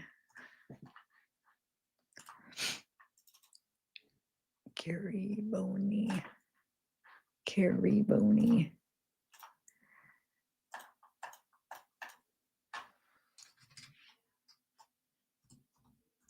Okay. Sorry, I don't mean to make that noise in the. I was listening to. I had to do when I did timestamps yesterday for my live because it was so long. I like to be able to do them when I have timestamps because they're very helpful. So always check on pinned comment or in the description if there's timestamps. But like, I was like the mouth noises. I know, like my freaking mic is so sensitive. I was in like, oh my God, I'm probably annoying so many people with it. I can't help it. It's hard not to. Like when I edit pre-records, I like take forever editing it all out, but for a live, I can't help it. Yeah, I don't know, but there's a Mariani Caboni too. So I don't know. I'm going to give up on that right now, and we're going to continue with what I was doing here. Yeah, it showed it. Did I show you? Look, Justice, look. This is going around here. Let me show you the seating. I showed it a couple of times earlier. Where do you have it? Where do you have it? Right here. So I don't know where, I mean, this is going around, so I don't know if it's confirmed, but look, yeah, he would have been sitting in between them too, if this is right, on both flights. He would have been in between them. So yeah. All right, I still have more stuff to share, guys. Hold on. I'm sorry, I kind of got sidetracked with it. Sometimes I do that because I like to hear what chat wants, you know, like different things you guys are telling me. So sometimes I get sidetracked. All right, let me do, I did have a couple articles. Let's do this one. This right here. This is kind of interesting.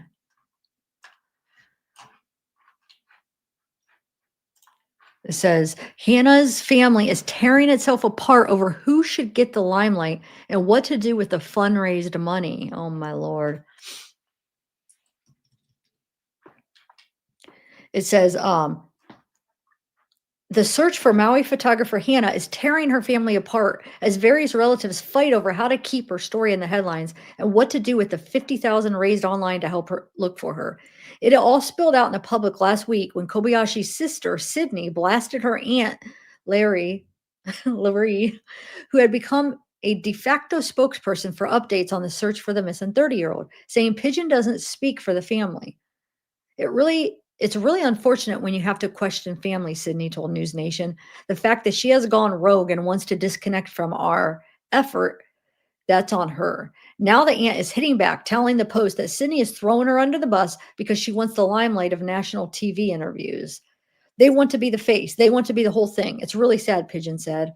The rift follows the death of Kobayashi's father, who police said jumped off a parking garage at LA International Airport after arriving in the city to help look for his daughter. Pigeon emphasized that she believes Sydney and the other family members are not trying to scam the public. They genuinely want to bring Kobayashi's home safely. Sydney did not respond to the Post. Separately, there are also the question of what to do with more than $50,000 in GoFundMe. It wasn't more. Oh, yeah, because they had two of them raised on two separate funds, one to help look for Kobayashi and the other after the father's death. Oh, let me look at the other one. Hold on. The other GoFundMe. I want to see how much that got. I'll do that in a minute. It says GoFundMe said the fundraisers have not violated the company's terms of service. However, Pigeon said there's also major tension over what happens next now that LAPD declared Hannah voluntarily missing earlier after receiving evidence that she crossed the border. Sydney criticized LAPD's decision to stop looking for her, saying, "We do not believe Hannah will willingly cause her loved ones this unimaginable pain." Pigeon said the official explanation is probably true. However, she said she still plans to travel to Mexico and continue to search for her niece. Okay, so let me go to that GoFundMe. Let's see. I meant to look that up last time and I forgot. The Ryan.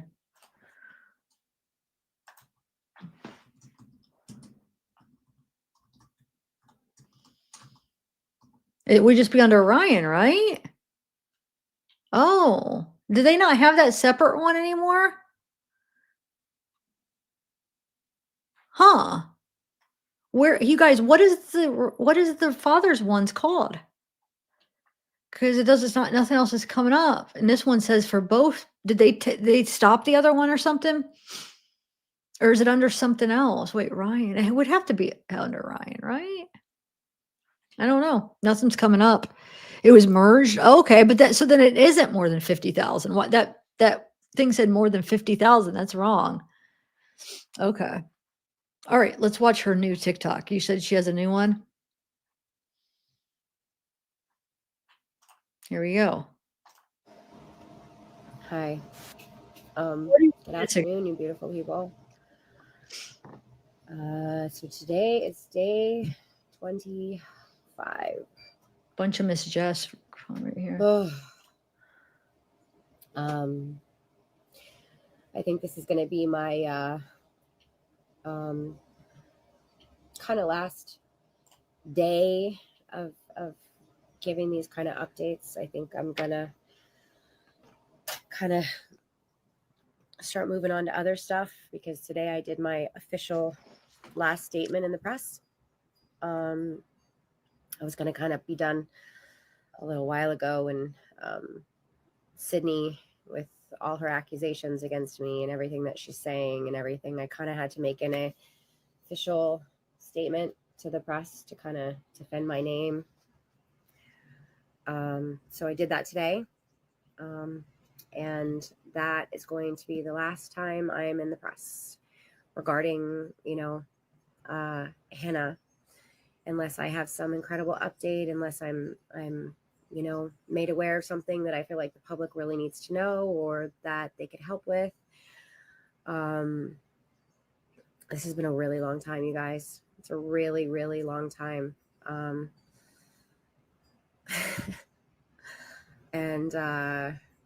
Yeah, so I basically, I kind of made a public statement like I made to you guys yesterday to the official press to kind of clear my name and, to say that I'm not causing any confusion. I'm not, I've never had any ulterior motives as an influencer to gain. What am I gaining from this as an influencer?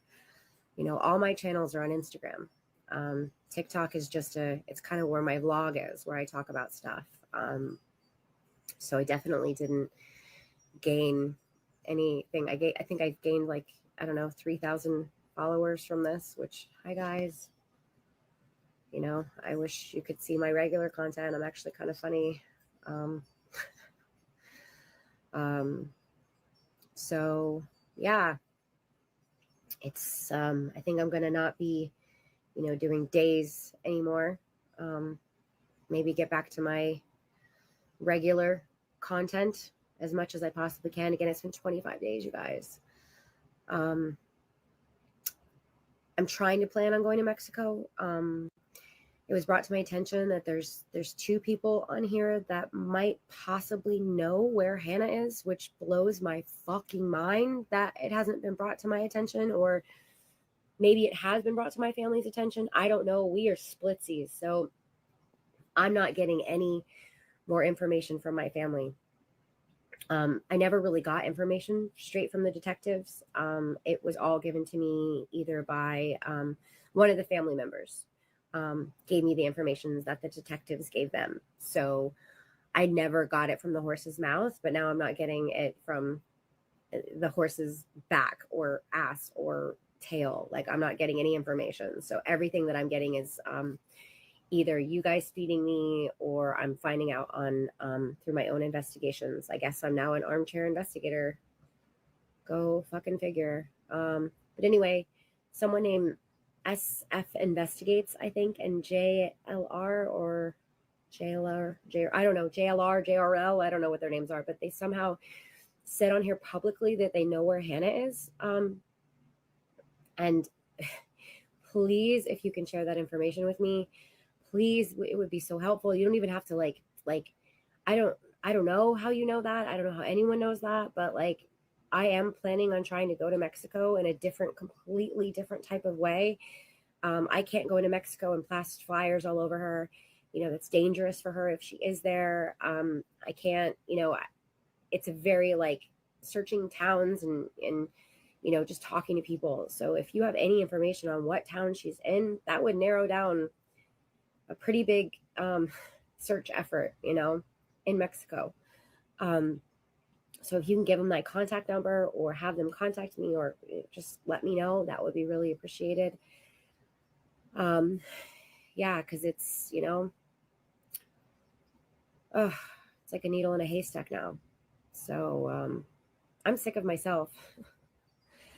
I'm sick of talking about this. I'm tired of it. I just want to make sure she's okay. I just want to have a welfare check on her. I just want her, you know what? I just want her to tell me to fuck off. You know, if she's really okay, like, Auntie Ray, fuck off, I'm fine. And I can be like, oh, God, thank you, know, all right. You know, but yeah, so I guess this is sort of my last post about this. Again, I'm going to say thank you for all your support, you guys. You've been amazing. I love you. You know, keep doing your thing. I'm now a armchair investigator with you. If I find anything out that publicly needs to be told, you know, about anything, you know, you guys keep asking me about the whole marriage thing, you know, my sister and Sydney are handling that. So I don't really have any comment on it. Like, if she did it, you know, and it comes to be an actual thing, you know, she made a bad decision, or she, you know, she's human, whatever. But let her face that, you know, hopefully if she's safe, you know, she can figure that out whenever it happens. But that's really all I have to say about that. You know, like, if they're involved, fucking figure it out, like, investigate them, figure it out, like, question the people behind it. But again, now I'm rambling. I was really, because I'm fucking tired. But yeah, thank you guys. I appreciate you. I love you. I'm out. Day 25, hopefully never again talking about this. Well, as best as I can. Thank you. Love you. Bye.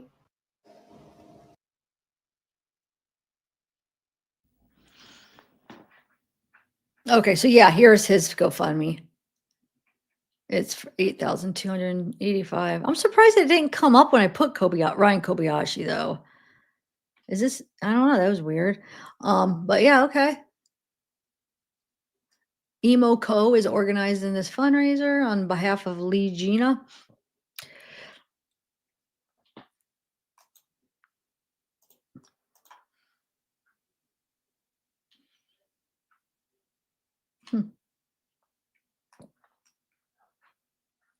Okay, so yep. And then let's see. So I was looking at some of the stuff oh shoot. She responded to.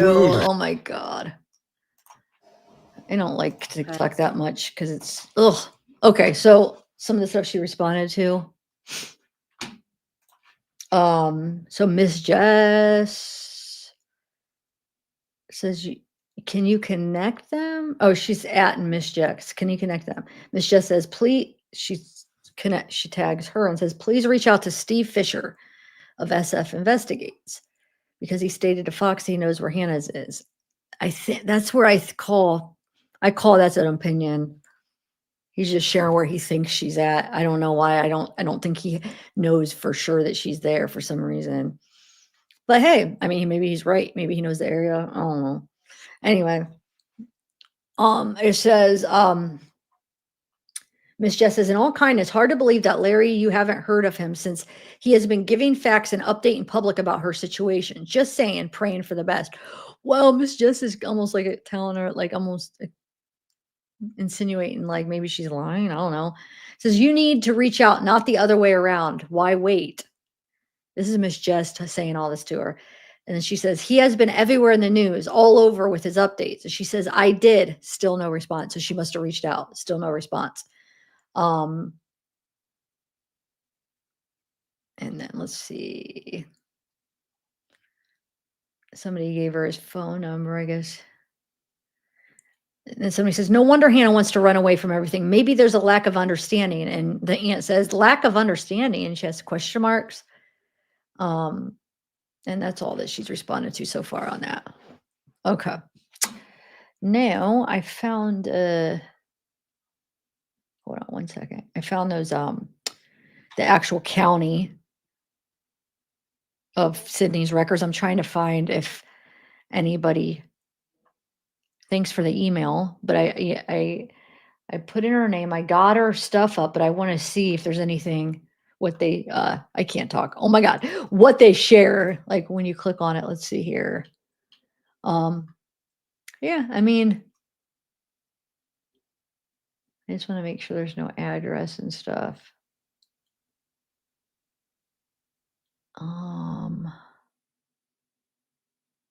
Yeah, I guess they don't have an address on here. Good. Let me just double check. Yeah, it doesn't look like it.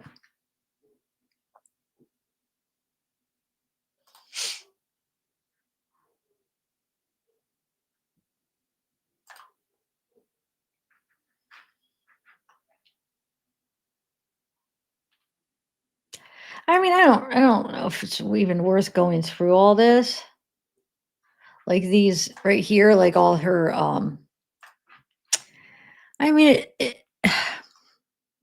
almost just might pass on it because I mean I might go through it off live and see if there's anything interesting to share. But I mean, we went through like the general things like traffic crime. I just kind of wanted to see like the crime ones if it gave specifics on what the crime was, but it doesn't really.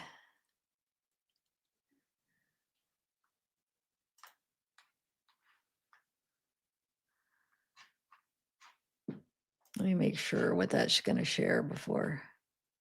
Now my thing is froze. Dang it. I might look through that off live and make sure like what comes up on, because I don't want an address popping up or something. Oh, I guess it does say, okay, so one's driving after license suspension. It was dismissed. No motor vehicle insurance. But now it's freaking froze. Okay, here we go.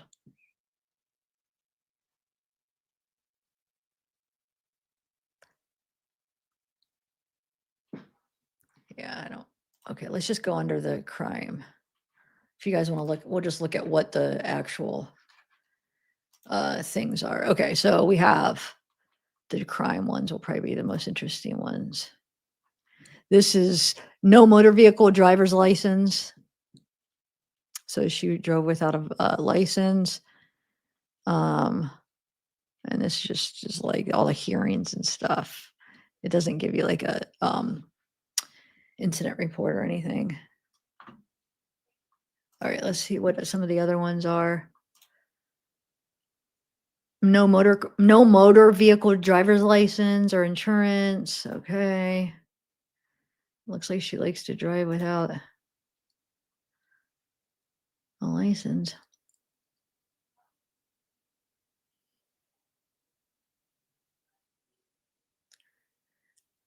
Oh, she got an OUI, alcohol breath 0.08, prior with 5 years. Driver after license suspended. Driver's no motor vehicle. Okay, so yeah, she got a basically drinking and driving, it looks like, right? So that was one of the traffic crimes. Yeah, okay. That was in 2016 though, it looks like. Let's see. Let me see if this what information this says. Yeah, it doesn't really give much. Just probably credit stuff. Yeah. That was 2024. This is 2024. What does this say? Non-compliant with speed. So just speeding.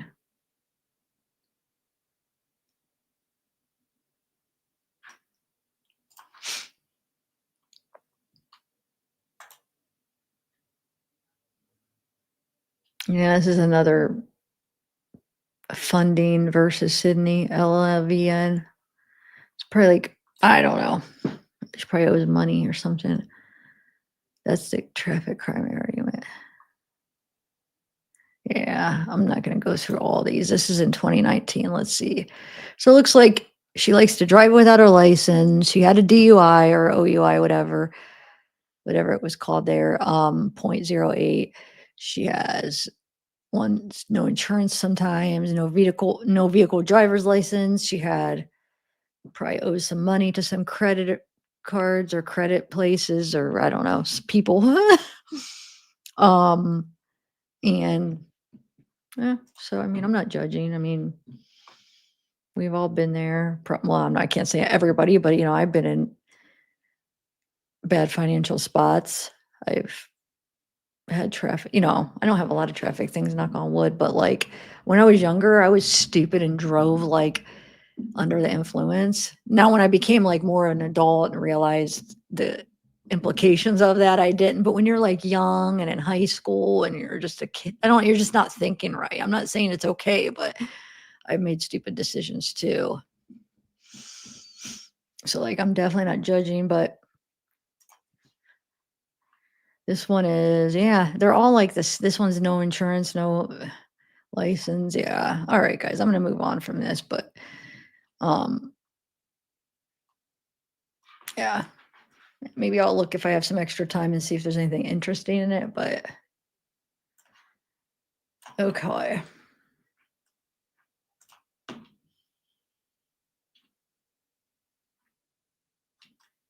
But no, thanks for sending the person that, I mean, that was still interesting to look. I'm not saying that. I'm just,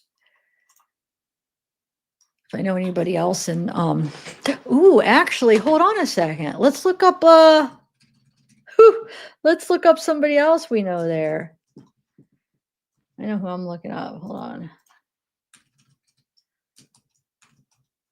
Let's see. Okay, let me look up his other one.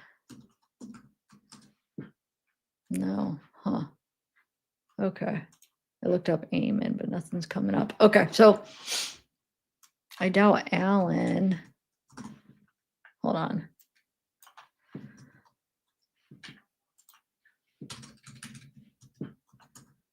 Wait, Kakachi.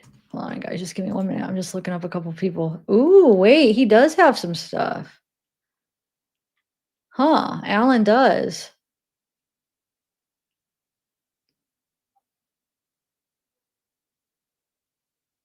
Okay. Trust. Case type is trust. He has a traffic crime. Hold on a second. He has 3 things that say trust. The case type. He has a traffic crime, and 2 traffic infractions. I'm trying to look up details. Hold on. It's not linking to anything when I look it up. Oh, there we go. Like beneficiary. Oh, it's just like a trust case. What? Transfer trust. But why would? Huh. I don't know. I guess to get a trust, and then let's look up as a traffic crime. It's in 1997. No motor vehicle insurance. That's it. Unless if this is, let me make sure this is the right Allan. I don't know. I have to do a little research here and see if this, I think it is though. But I don't know because mandatory, he didn't have a seatbelt on once, and then driving without a insurance. And then there's some trust stuff that he's like the beneficiary of a trust or something.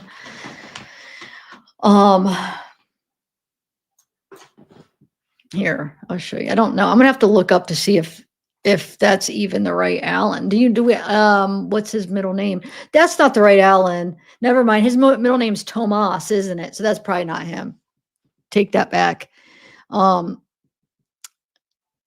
least he had, like, on his social media, it's Tomas. It's Allan Tomas Kakachi, right? So yeah, that can't be him. Yeah, not that those dates are too he'd be a baby. So never mind. Sorry, guys. This is why I don't like doing things on the spot, this kind of stuff, because like you're hearing it in the moment, and then I realize, and then some people are like, you're stupid, but it's like I'm looking this up in the moment. It takes me a minute to realize things. But if I do it before, I would have realized and not even shared that. But let me look up Hannah, see if she's got anything. Hold on. And I look up Ryan too. Hold on.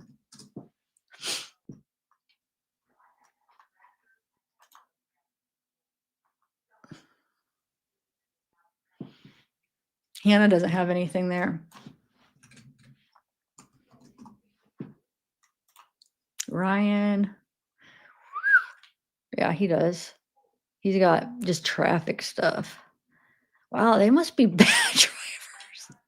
Are they like bad? Or maybe they're just really strict in Hawaii where he's got so many parking tickets. Oh my God. He's got like 10 pages of parking tickets. What the heck? Look. Like I'm already, look, watch where it starts. What? Do you guys see? Hold on, let me make this bigger. Oh my God.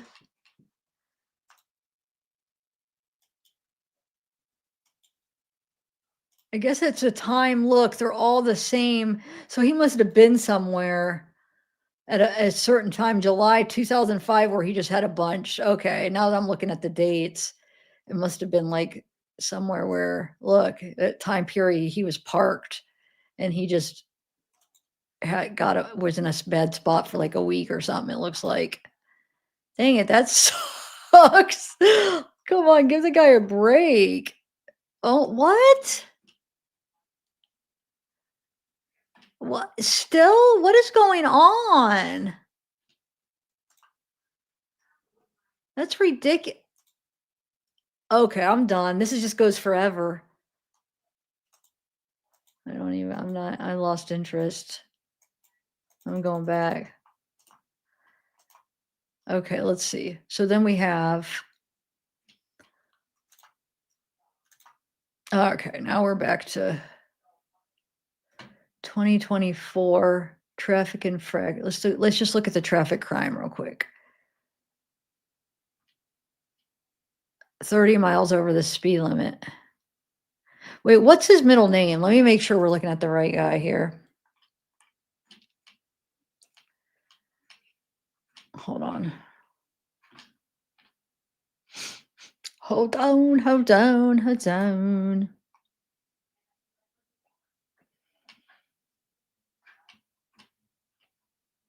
Ryan, nope. Okay, his middle name begins with an S, so this isn't even the right guy. Sorry, guys. Once again, why I don't like to do this kind of stuff. I'd still send me stuff because I like to do a lot of stuff, but something like this, it's fine though. I'm glad. Still send it to me, but as long as you guys bear with me and don't get mad that if stuff like this happens here. Let me just make sure. Yeah, it's showing his middle name. It begins with an S. This is a T. So y'all, can't be him, right? Let me see if there is any with an S in here. Okay, there's a K. There's a lot of T's.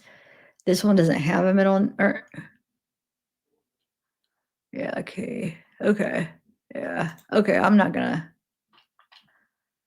Let's put S. There we go. There's the Ryan S's now. So we got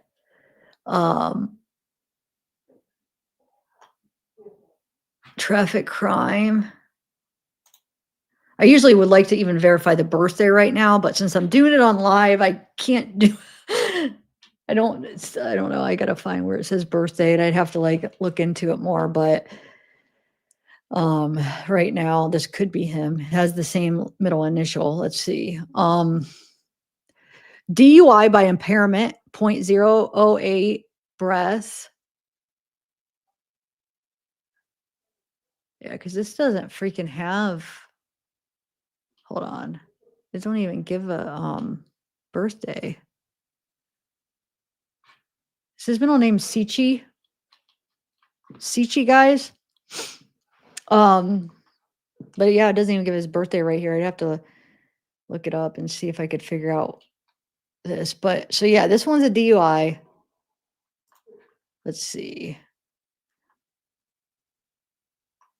What's administrative review mean? Hold on. Oh, for the OVUII, guilty bench verdict. So it's for that case, huh? they want it reviewed or something. Isn't it is that the DUI? Oh, driver license revoked. Okay. So wait. When was that? Hold on. Is that this year?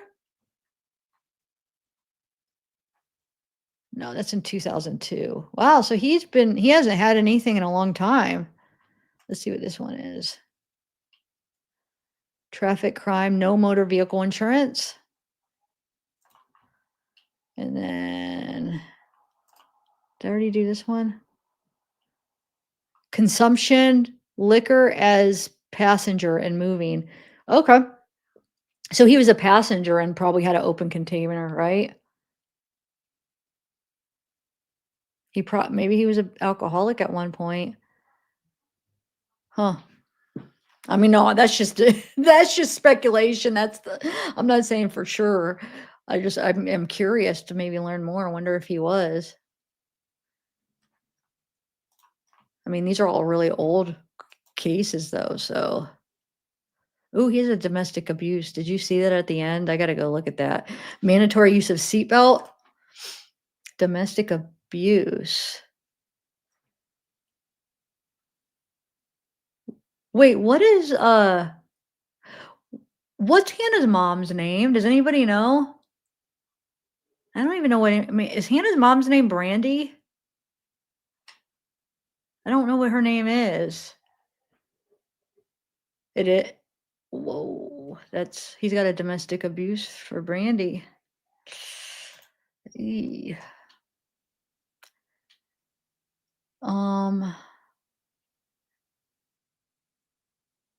Yeah.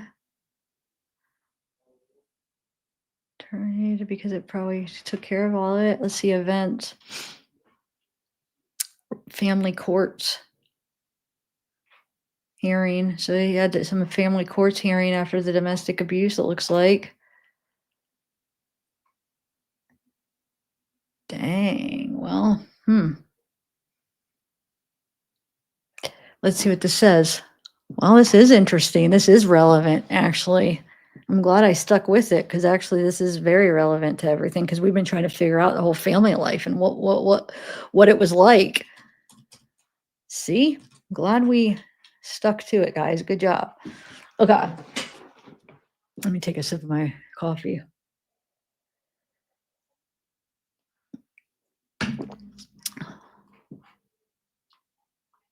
Yeah, major updates is she was spotted going into Mexico. Allan, it was on the flight with her. Supposedly there's a marriage scheme where she married for money, maybe got screwed. I don't know. It's just, sorry. We're just kind of digging in though to a little bit deeper, you know?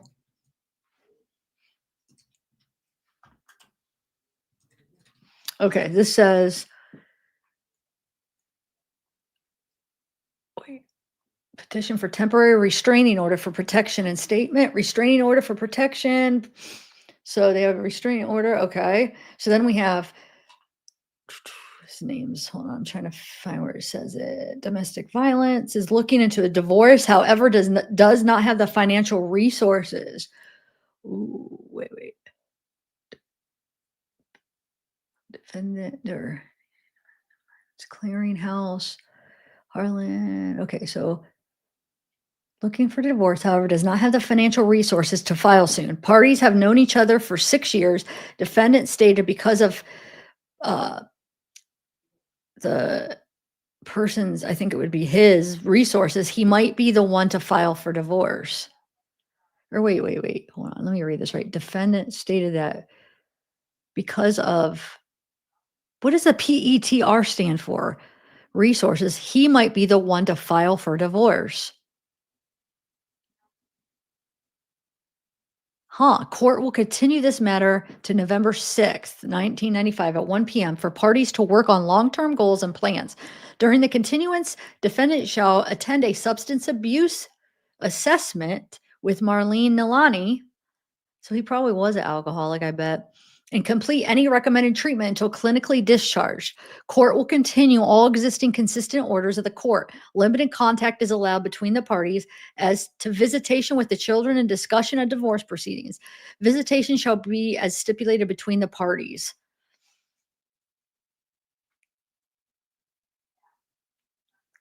During the interim from the last hearing, the parties have decided to try to reconcile. Court will continue the restraining order until 2/6/96. Standard restraining order to enter with limited contact by telephone, in person, or purposes for visitation, counseling, and mutually agreed contact for purposes of reconciliation.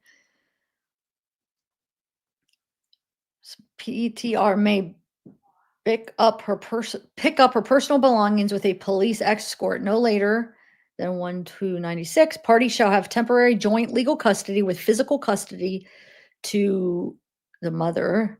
That would be the mother. Defendant shall have visitation alternating weekends beginning Saturday, November 11th, 1995. Pickup of children shall be at is it mistype? AM. Oh no, it was at Cam Shopping Center. I thought it was a time like 1 a.m. or something. At Cam Shopping Center at 10 a.m. with drop off on Sunday at 6 p.m. at Milani Shopping Center. Firearms provision invoked.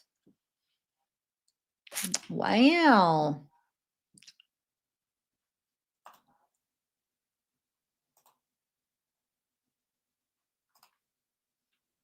Let's see what that brings up. Dang it. Well, I am glad I did look into that more. So that was 95, and then he continued to drink, obviously, because he got a DUI up here in 2002. And then he got the other thing where he was driving. I think that was in 2000 or 90. I don't know. I have to look it up again. That would have been where he was driving as a passenger and he was drinking. This one right here in 96. In 2002, he got a DUI. Huh, interesting. Very interesting.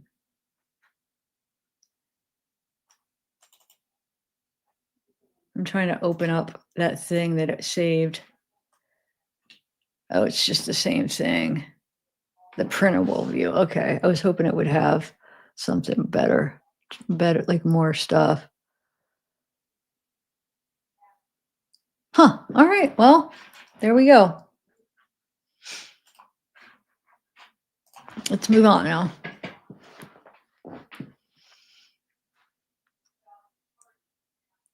Yeah, maybe, Chris. You might be right. Yeah, supposedly they said justice. That's what they were saying. But when they gave the list, she wasn't on that. But it doesn't mean she wasn't there. Maybe I don't know. I mean, that's what they speculated. I think it was. I don't know if it was ever confirmed. But yeah, that's what some of the articles said. So here, let me read. I wanted to read a couple more articles. So yeah, hold on. Let's do this.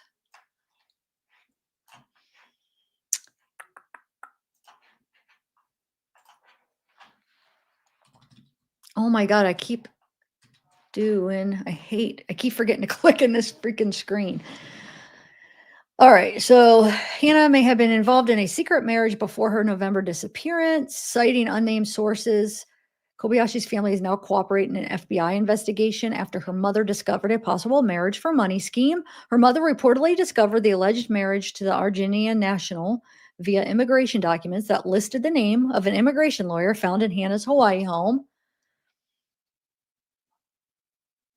It says Los Angeles Magazine categorized the alleged marriage as an immigration scheme, one that may have scammed Kobayashi out of the money she was supposed to receive for her participation. The Argentinian man involved was Allan Kakachi, who reportedly aboard the flight to Maui, the same flight as Kobayashi's ex-boyfriend. This is just actually quoting the last article, huh? The LA Mag. I was hoping it would have had something. Says the lawyer, the Azari, the family's lawyer, turned over all the stuff to LAPD.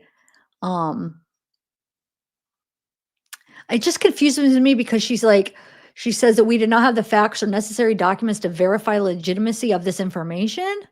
The family has not confirmed the authenticity of the images, but I'm sure the paperwork that the family found, shouldn't that be able to be authenticized? Oh my God, I cannot talk, but shouldn't that be able to be confirmed through the documents? I mean, I would think, but hold on. The alleged marriage would taken place November when she was spotted crossing the border. Okay.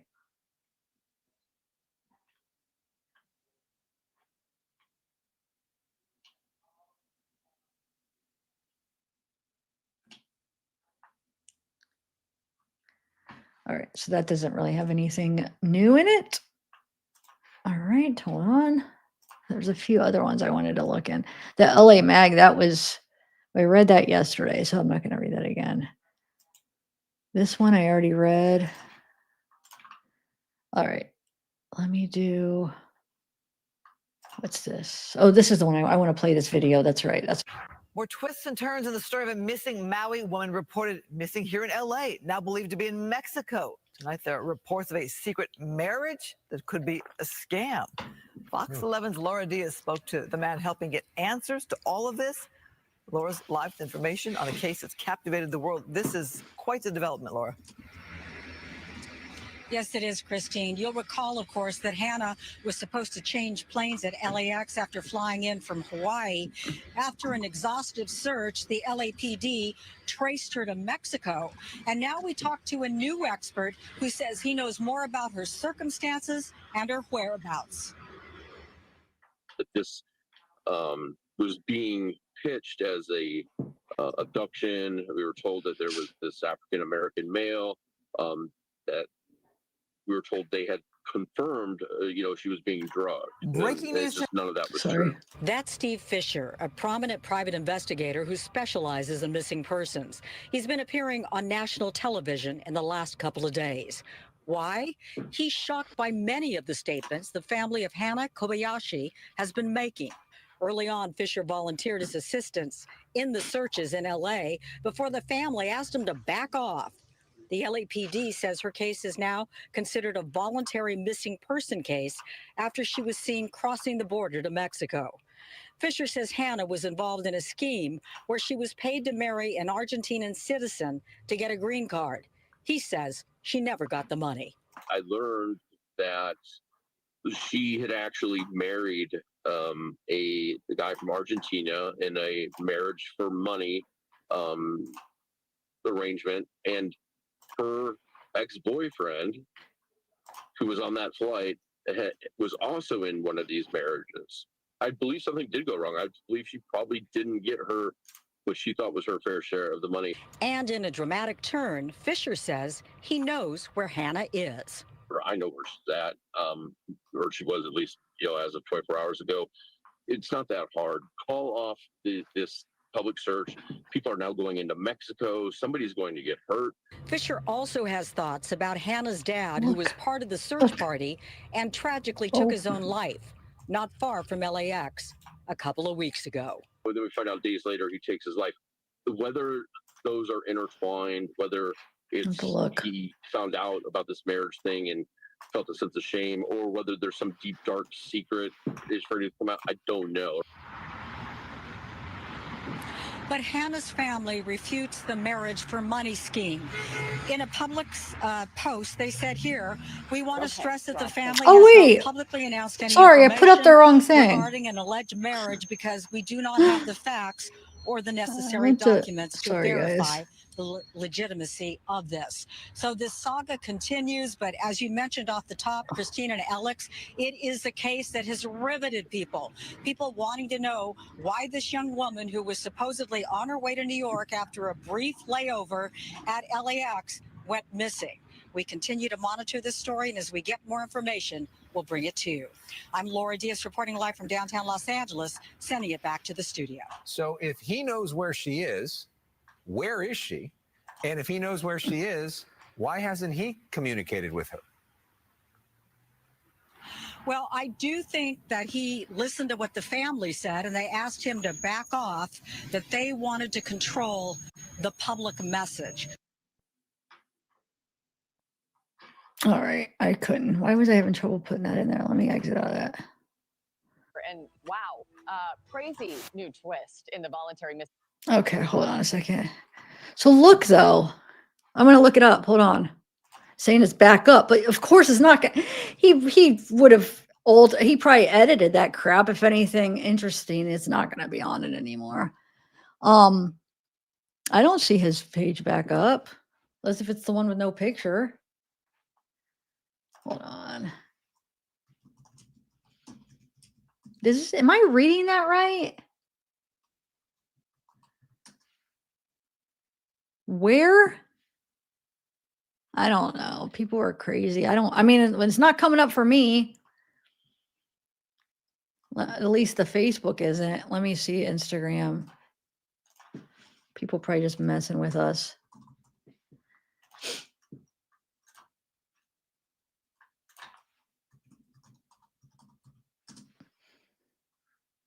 I don't know. People are crazy. What was his mom's name again? I don't know. I'm not even, I'm going to quit that for a minute. Let's, if there's anything else.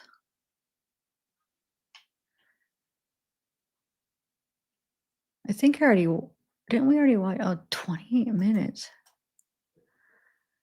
Oh yeah, it's a bunch of stuff. Hold on.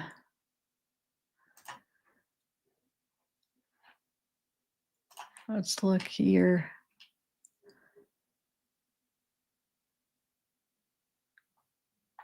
It says from one attorney to another, what the F are you doing? First, claiming to represent Hannah and her family without her consent and written conflict waiver is an ethical violation.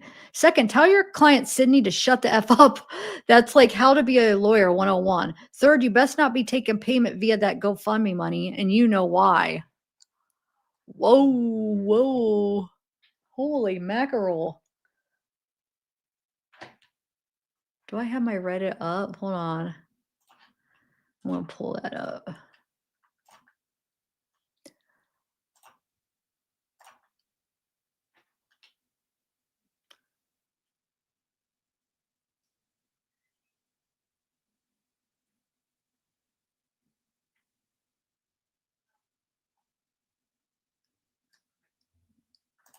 Wait, what's this?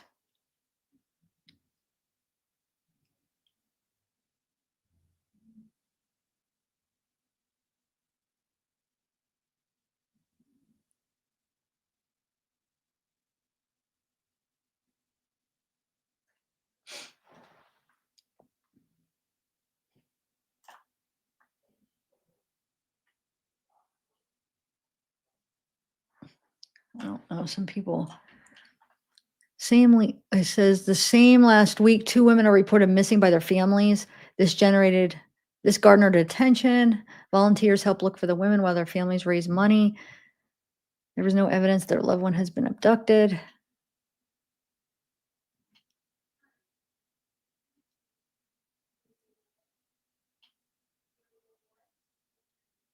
I don't know. Let me see what this one said. Oh, that's the same article. Because I was looking up the Reddit. Hold on. And it says,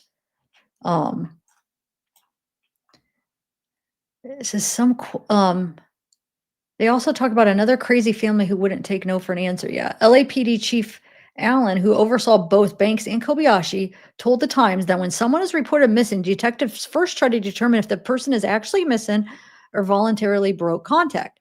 If someone is in danger, has been the subject to violence by identified suspects, or is a child or senior with diminished capacity, their cases could be treated with more urgency. A mature adult with no mental health issues or substance abuse issues or other complicated issues is not going to be seen as an endangered missing. It's not uncommon that an adult would be reported as missing by family members, only for it to be later revealed that they had voluntarily cut off contact with family, friends, or acquaintances, according to Hamilton. In those cases, he said, detectives verify the identity of the person in question and get their assurance that everything is okay. They communicate that message back to the original person who reported them missing. Here is what he said about Kobayashi's case. You have someone moving independently for 4 days without duress. One of the main issues with identifying someone as voluntarily missing is that people get to live their lives. And if we observe through various means that they are not being coerced or under duress or subject to physical force, we can't just continue to investigate people. Only beyond that. Says Aaron got very upset with me because I think they're hunting a person that doesn't want to be found at this point. She has every right to cut ties. They are not entitled to an answer from her, contrary to popular belief. If they were the police, wait, hold on. Let me take this stupid thing off here. I have this football playing over here for some reason on my other screen. Where are we at? If they were the police. If they were, the police would help enforce this and get an answer from her. In all honesty, the police seem to think she is just fine, which I feel should be enough for the family. It makes me think of a controlling husband or boyfriend tracking down a wife or girlfriend who is trying to get away and doesn't want contact. But as they have stated, they are going to hunt her ass down no matter what.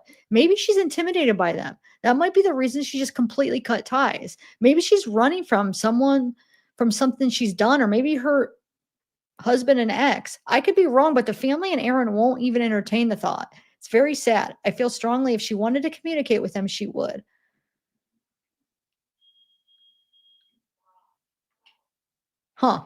Anyway, let me see if there's anything else.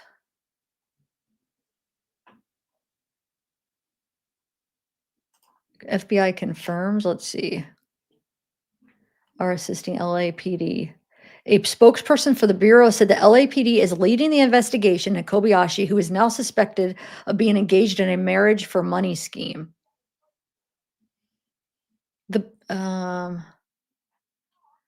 So like the spokesperson says, the LAPD has been leading the investigation in Kobayashi, said spokesperson for FBI Los Angeles Field Office Laura Emailer. While we have assisted, I have referred any request for comment to LAPD as the lead on the missing persons case. With regard to inquiries about new allegations, we wouldn't confirm or deny existence of an investigation. This is just repeating.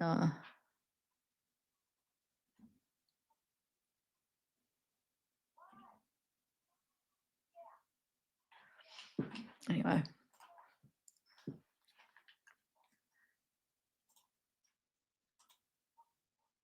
So I still have, hold on a second. I still want to play the new Nancy Grace video. And then what's this? We also have, hold on. More twists and turns in the story of a missing. Oh, that's the one I woman just reported watched. Missing here in LA. No. Yeah, this is the one we just watched. But this one right here, what is this? I forget which one. Okay, I have a question. What do you guys want to watch? The Nancy Grace or this one? Because they're both 40 minutes long. I don't know which one to play. I prefer Nancy Grace, but I know a lot of you guys don't. And I do want to look up. I gotta find what's her name again? I want to find her Instagram and see if, because I have that live with interrogation files on Dylan Rounds coming up. I still got to do a freaking thumbnail. I'm just gonna put up a picture of Dylan because I don't have time. I gotta eat dinner. I want to see if, hold on. I want to see if Allan's name, if it links. No, it's still, wait, hold on. On Instagram, I mean. Hold on, give me 1 second, guys.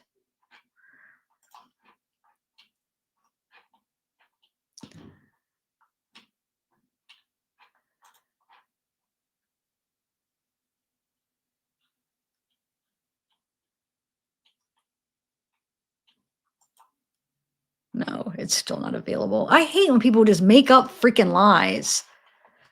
Gosh, these just sidetracked me for like 5 minutes. It's not cool, people. It was not up. Okay, so what would you guys rather do? Nancy or this one? Because I'm not going to have time for both. unfortunately. I'll start this and then I know I love Nancy Grace too. Let me start this and see how, maybe I'm going to get bored and I could switch it over. I'm going to go get a piece of pizza though while I do this. I ordered it from my favorite place. Okay. On November 8th, 2024, 30-year-old Hana Kobayashi took a flight from Maui to Los Angeles.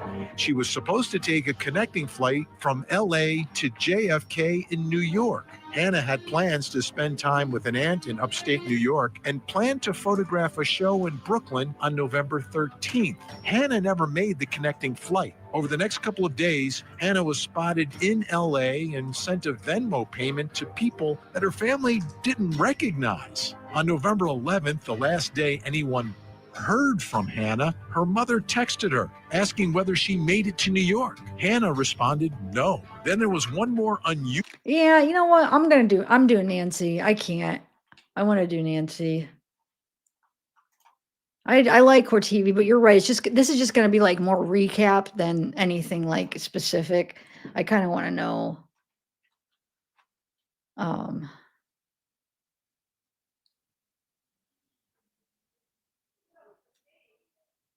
Where'd it go now? Where'd it go? Here it is. Okay. Well, what this is though, actually, guys, this Nancy Grace is going to be, you know, the 5-minute one we watch of Steve Fisher? It's going to be the full episode. Remember I told you this is what she does. So it's on her podcast where you could just listen to the audio. But what I've noticed, I didn't notice this before. This is what she does. She'll play the 5-minute clip. And then the next day she plays the full clip. So this is the full clip. Because remember, I was like, dude, that first one, I'm like, it cuts right out. There's got to be more. And then Steve's cut out too, I was like, yep, there's more. So yeah, that's what this is. And that's what we're going to watch. Okay, let me take this down. I'm going to go get a piece of pizza. I'll probably work on a thumbnail as we're watching this too. Okay, so this is, there we go.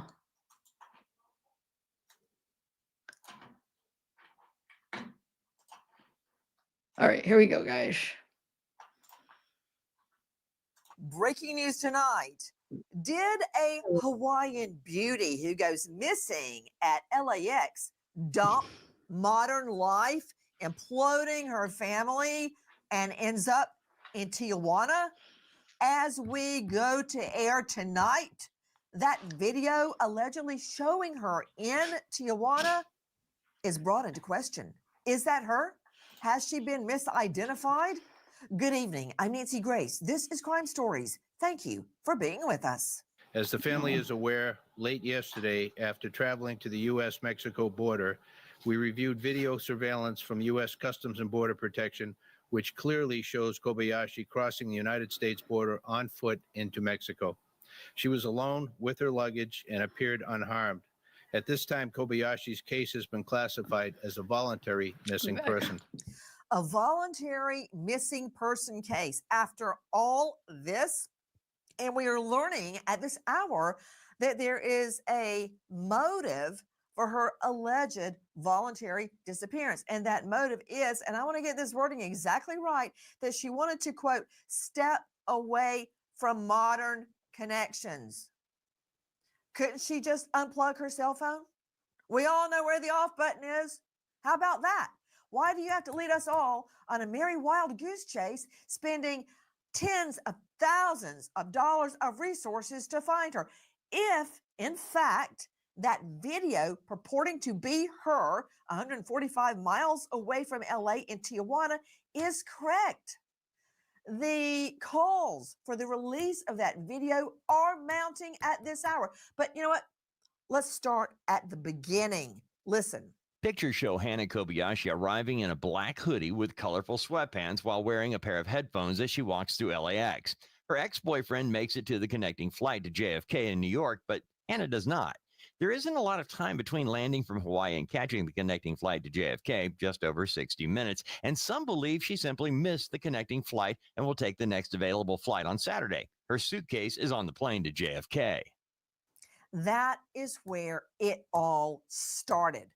Let's try to figure out. Let's dissect what we know. And this, Greg Morse, wouldn't you agree with me? You're a high-profile lawyer out of Palm Beach and author of The Untested on Amazon. Greg, before you can mount any case, before we can say tonight what we think happened, we have to analyze all the evidence. Now, we're basing our analysis on what we've been told. And I, like the family and like a former FBIer, I want to see that video too, the video that the LAPD is not releasing. Normally, I don't support spying on a private individual. But in this case, I think the family needs their minds and hearts at rest that she has really been spotted in Tijuana. That said, Gregory Morse, you have to look at not only her frame of mind, but you have to look at her actions. She has a major life change that seems to be happening, whether it's related to this cult, whether it's related to her wanting to quote unquote disconnect from modern society, which, by the way, is generally, since the beginning of time, what cult leaders tell people. It doesn't matter what era we're in. It could be the 1800s. Cult leaders then gave some excuse as to why the people they're trying to get to follow them should, quote unquote, disconnect with regular society, and why it's better to do that. And also, just on a point, there is no privacy at the border. The Constitution doesn't apply at the border. The government can do checks, the surveillance video, you're out in the public. So they should really have that video made available to the public, so people can look and the family can determine if it's credible. The family starts to get worried when they get odd texts from Hannah. Now, the reason I'm bringing these up is because it gives me an insight into her frame of mind. Because if this woman is in Mexico, doesn't speak Spanish, has nothing but her suitcase, no money, no anything, in a bad frame of mind. I mean, I write in my book, Don't Be a Victim, because of the crime rates in Mexico. Just don't go there. So if an ordinary person can end up being a crime target in Mexico, what about a woman on her own that doesn't know anybody, doesn't speak the language, and all she's got is a suitcase full of clothes? What's happening to this woman if, in fact, that is her in Tijuana? Now, this is where the family really gets worried. Listen. Hannah Kobayashi's family is concerned about odd text messages from Hannah because the messages don't sound like her. The messages use terms like hun and babe. The messages also don't include any emojis, something everyone knows to expect from a text message coming from Hannah Kobayashi. Kobayashi sends messages to a friend saying she doesn't feel safe and someone's trying to steal her identity and money. Deep hackers wiped my identity, stole all of my funds, and had me on a mind F since Friday. I got tricked pretty much into giving away all my funds, followed by, for someone I thought I loved. Did this woman simply step away from modern connectivity? Again, why not just turn your phone off? Is she in her right mind? Is that even her in Tijuana? Okay, Dr. Jeff Kalashevsky is joining me, forensic psychologist and author of Dark Sides.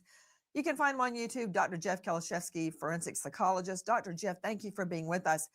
Do you hear these texts? No wonder the family's beside themselves, claiming that her identity has been taken, her money has been hacked, someone seems to be controlling her, her texts don't sound like her.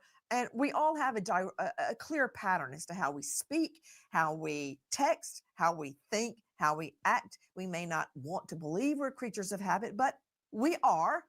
So does that tell you that something is not right in her mindset? Right. We've talked about this on this program before. Kind of the first step in investigating situations like this is that people have routines and people have patterns. And if people are doing things outside of their normal routines or behaviors that they normally exhibit, you start to question. Right. A couple of things here, some of these odd texts, like you'd mentioned, Nancy, what was her frame of mind, particularly going through life change? But the other part, there seems to be, she's keeping some kind of secret. I don't know if it's a relationship, if it's a contact, but she's doing things outside of the ordinary and seems to be holding a secret. And does that lead to another person who's involved that we don't know about yet? Kalashevsky, a secret, don't care. I don't care if she's got a secret. That is not relevant. What is relevant, Dr. Jeff, is she in her right mind? And even more so, why won't LAPD release that video? You just heard Gregory Morse, as a veteran trial lawyer, state there is no right of privacy, no U.S. constitutional right of privacy once you cross that border. Joining me, Alexis Tereszczuk, crimeonline.com investigative reporter. Alexis, all along, LAPD has been saying it's a voluntary disappearance. She's chosen to leave, a voluntary disappearance. They knew this piece of the puzzle that we didn't know. Listen. While she did check her bag through to New York, she requested her bag be sent to her at LAX, where we have surveillance footage of her retrieving it from the baggage carousel on November 11th. LAPD Missing Persons Unit has conducted extensive witness interviews, reviewed video surveillance, and collaborated with local and federal law enforcement agencies on this case.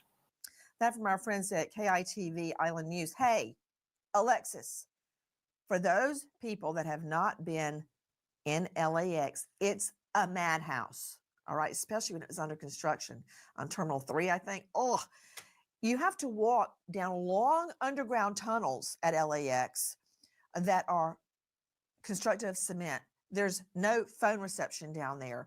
There's a really long walk. It's a very confusing airport to a lot of people that have been there many, many times. So many people understood, yeah, she got twisted around and missed her flight. But this piece of the puzzle, Alexis, the police knew that her bag had already gone on to JFK, but then somehow she had the wherewithal to demand it come back to her. And she actually had her bag rerouted back to her, and police saw the video of her getting that bag off the baggage carousel. That's very probative. It is, and it's a decision she made. She contacted the airline. She said, I need my bags back here. You know, she was supposed to go on to New York. She did not. She missed the flight. And so she had them bring the bags back to LA. She had not been at the airport this whole time. She wasn't camped out at the airport like that movie. She had left the airport. She'd gone to the Grove twice. She had apparently met with people to do tarot card readings because she was paying for that via her Venmo.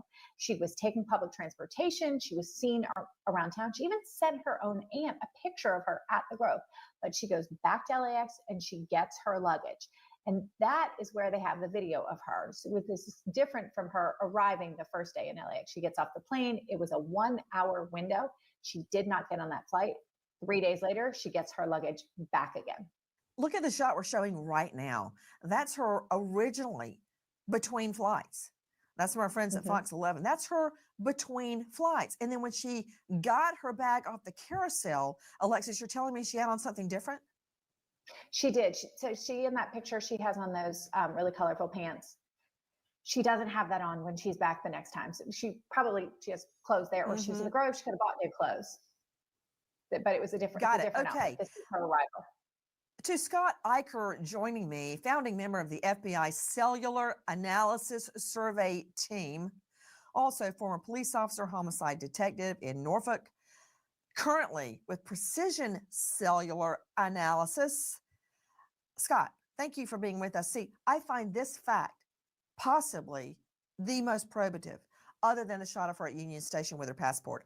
But right here, have you ever tried to retrieve a bag that has been misdirected, much less at LAX? I mean, you can practically not do it at the Macon, Georgia International Airport, where there's one terminal, much less at LAX, for Pete's sake. The bag was already gone.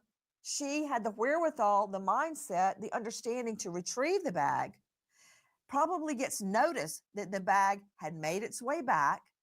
She comes back to the airport, gets the bag. Why is that probative? Because it shows me it's her decision not to go on to New York. Right there, that says it all. And LAPD kept saying, this is voluntary. This is voluntary. She chose for her bag not to go to New York. She chose to come back and get it and leave. But the family, in their hurt and confusion, didn't believe it. And I don't blame them. If somebody told me my husband went missing in LAX, There's no way if an angel flew down, Angel Gabriel, let's go with him, and said, David has gone voluntarily missing. He wants to disconnect from modern connectivity. I would say, BS, you're a liar. You can go straight to hell and out of heaven. I wouldn't believe it. That's where the family was at that point. They wouldn't believe it. I totally agree. I mean, you've got that pattern of constantly talking to family members, being on social media, and then all of a sudden you're going to go and disconnect yourself in the middle of a flight and jump off the train, so to speak. It just doesn't make sense in my mind. And there's a lot of things that, even though I somewhat agree with the LAPD's assessment on voluntary because of the getting the bag back from JFK so she can now have clothes. A lot of different things seem to be voluntary, her movement around LA. But then there's those texts, the weird texts where, someone's stealing my Yeah, they're identity, very stole my money. concerning, Scott Eicher.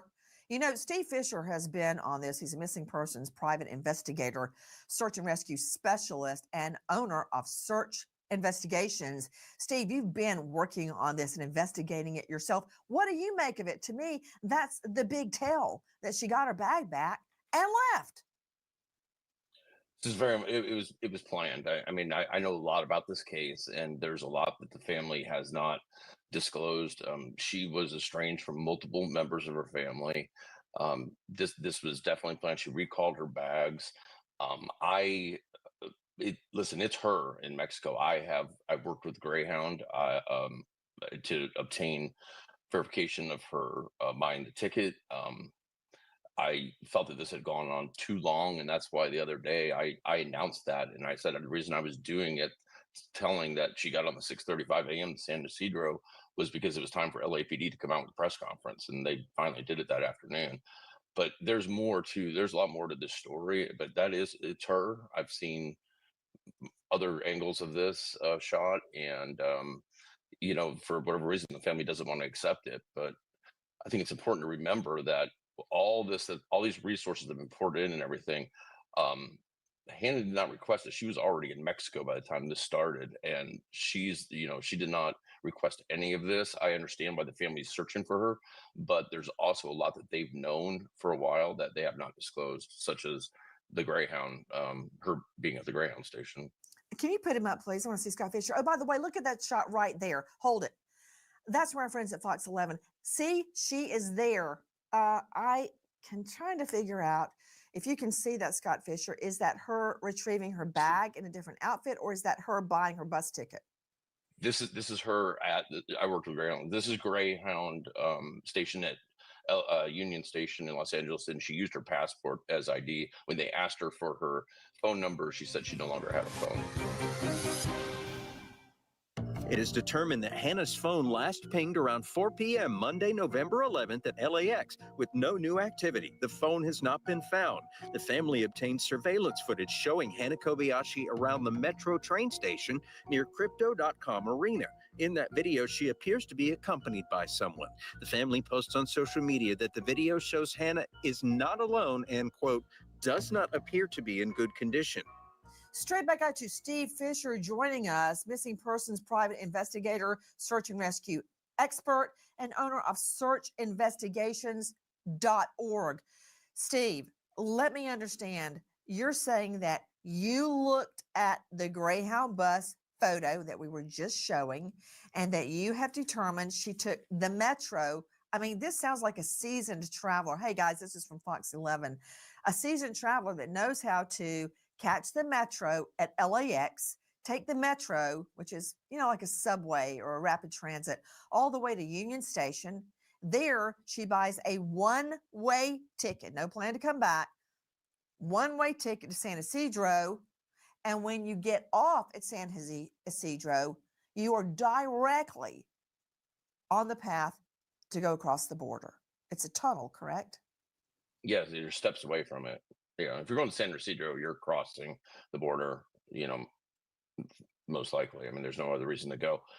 So I think it was very much planned. I think the reason that people are so confused is we've gotten some misinformation. Like, they just mentioned about the 11th, about them having surveillance of her getting off at crypto.com, not looking well. They've refused to show that footage, the family has, to anybody, including those of us that were searching. And then we find out just hours later at 6 a.m. on the 12th, she shows up at Union Station looking healthy, hair's washed, wearing clean clothes. She got her suitcase with her. So, we were told she was drugged, and this person was manipulating her. So I think there's, a lot of misinformation going around. Okay, I need you to be blunt, Steve Fisher.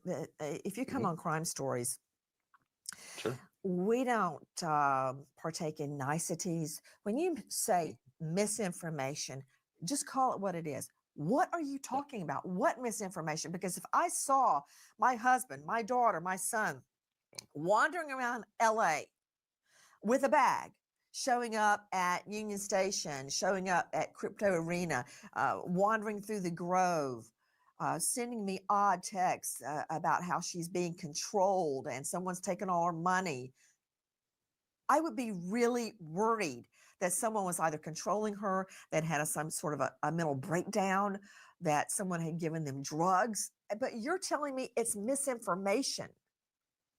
Well, what's being put out. There's some misinformation. I think the family knows. Listen, she's in a fragile mental state for sure. However, the family knows a lot of things that they're not disclosing, and they're making it sound like this is a scenario where she's being trafficked and everything. That was the narrative being pushed. In fact, when I came out and said, a couple weeks ago, I said, this is not the case. This is a voluntary missing. I got a voicemail from the family saying, we want to control the narrative. Do not put this information out there. That's just not the way these should run. These should be honest information that's put out there for those that are searching, and if you're going to involve the public. And that's not the case. In this, she, for whatever reason, made a decision that she wanted to do her own thing and get away. And listen, do I think she needs to be found in her mental health check? Absolutely. But I don't think there should be this manhunt for her that the family is continuing with. She is estranged from several family members. Steve Fisher, what about the family saying that she was spotted with a male that they didn't recognize and that they're worried about that scenario? Yeah, so she was with a male. Again, they said they did not know who this male was, but then when I talked to places around crypto.com arena, they told me that the family members were coming in and showing that male's social media and asking if they had seen him. So they knew who he was, just like LAPD said they know who he is. Again, I think, it was to, keep people involved in the search. And just to clarify, when I said fragile Steve, state of mind, what I mean whoa, is she's going through you're a lot. telling me something. Yeah, I'm going through a lot trying to find her, much less her family. Right. But wait a minute. Whoa. We were led to believe that an unknown man was kind of tailing her, possibly even controlling her. Let me digest what you just said. Because now, aside from being upset and worried about this woman, now I'm getting angry. And I'll tell you why. I have worked so many missing people cases, so many cases, murder cases, horrible, horrible cases that need attention. You're telling me that this misinformation, that's certainly putting perfume on a pig, isn't it? That the family went with the unknown male's picture and said, have you seen this guy? They know who the guy was that was with her in the picture? You should be angry. I'm angry.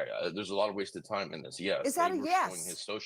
Yes, they were showing his social media to places around town, asking if they had seen him. LAPD, basically alluded to that, how they knew who he was right away. The family has known a lot of this. So was all this an attempt to get to this guy? It's not her ex-boyfriend. He's long gone. So do we know who this guy is? Is he a boyfriend? Is he somebody she met online?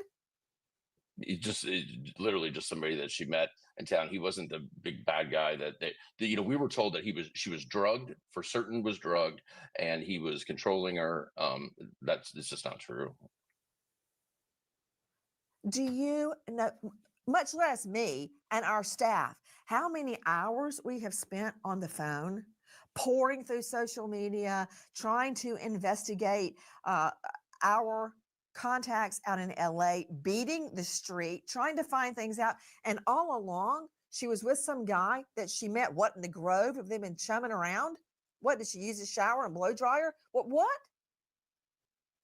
Yes, basically, and this guy is just somebody that she met. He's not a player in this whole thing. He, it's it's a different story than we thought. And I get you. Everybody's put this time into it. That's why I was sitting on this information when I found out about from Greyhound. I was like, I'm just going to ahead and release it because to force LAPD's hand. I don't know why LAPD did not come out earlier than they did and say what was going on, but it was time for this to happen. And there's a reason that the whole family left town a week before this came down too. What do you mean by that? There's a reason the family left town? I think they knew. Listen, they knew she had been to the Greyhound station, and they knew she had left town.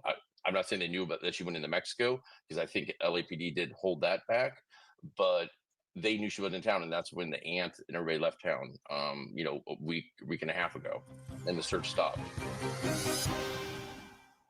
Please join us on our mission to find missing people, especially children, to solve unsolved homicides. If you're on the go, catch us on your favorite podcast app, where you can get all of our content, where we, in our own way, seek justice.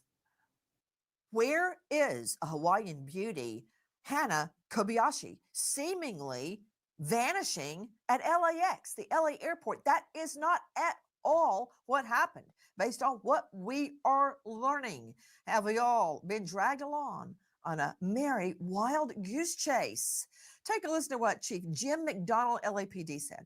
My ask would be to anybody considering doing this, think about the people that you're leaving behind, your loved ones who are going to be worried sick about you, the number of people, including law enforcement and other partners who are going to be looking for you, which then potentially takes them away from other work that is also critically important.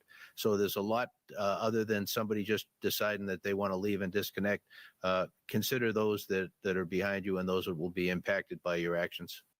Is Chief McDonald referring specifically to Hana Kobayashi's father? That's from our friends at KITV, but listen to this.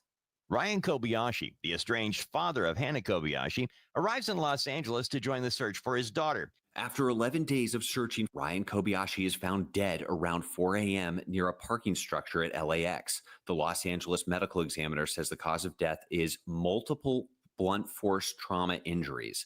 The family issues a statement expressing grief and asking for the public to focus on the search for Hana Kobayashi. Alexis Tereszchuk, crimeonline.com investigative reporter. What happened to her father, Ryan? So he came here. He was looking for his daughter for 11 days. He went to like large groups. He held up a sign. He went like knocking door to door down in Skid Row of Los Angeles, which is not a nice part of town, desperately looking for her. Then he goes to a parking deck near LAX and he jumped off the roof, fell to his death. And now that we know, this is 12 days after she had already left the country. Okay, that just breaks my heart, because she has Alexis disconnected from, quote, modern connectivity. So she may not have even known her father was there looking for her. And she was already on her merry way to Mexico before her father committed. Exactly. While he was here looking for her, she was already in Mexico, and there's been no activity from her phone, I believe. And so she may not have heard, may not be on the news down there. She may not be, she's young. She may not even be watching the news. And so she really may not even know this. And it seems that her family did not let anybody know that she was out of town at that time, or out of the country, sorry. And Alexis, are you telling me she was estranged from her father? She was, for sure. Yes. He said that. He said, I regret that we were so estranged and that we had such a bad relationship, but now that she's missing, I'm here now looking for her. So he's brokenhearted, thinking something bad has happened in Los Angeles, not out of the realm of possibility. A lot of bad things happen. And so he came here looking for her, and then less than 2 weeks later, jumps off the roof of a building. Dr. Jeff Kalashevsky joining me, forensic psychologist. Dr. Jeff, I'm just trying to imagine what the dad went through, being estranged for a period of time and then learning your daughter's missing, and he flies all the way, I believe, from Hawaii to LA and starts a one-man search team going all over the city, even the worst parts of the city, imagining the worst all this time about his daughter, thinking about all the time they had lost from being estranged, and then realizing that he would never see her again. She's totally lost, probably dead, and commits. That's a heartbreaking story. I mean, all I can think about is my own father. You know, Dr. Jeff, I remember on Dancing with the Stars, the very first night I was about to be thrown off. I somehow managed to cling on till the bitter end. But as I was standing there in jeopardy, I looked across the dance floor and I saw one face, my dad, and he was so upset. I thought he was going to have a heart attack because he was upset for me. He thought I was going to be broken up, which I would not have been. But he looked so upset.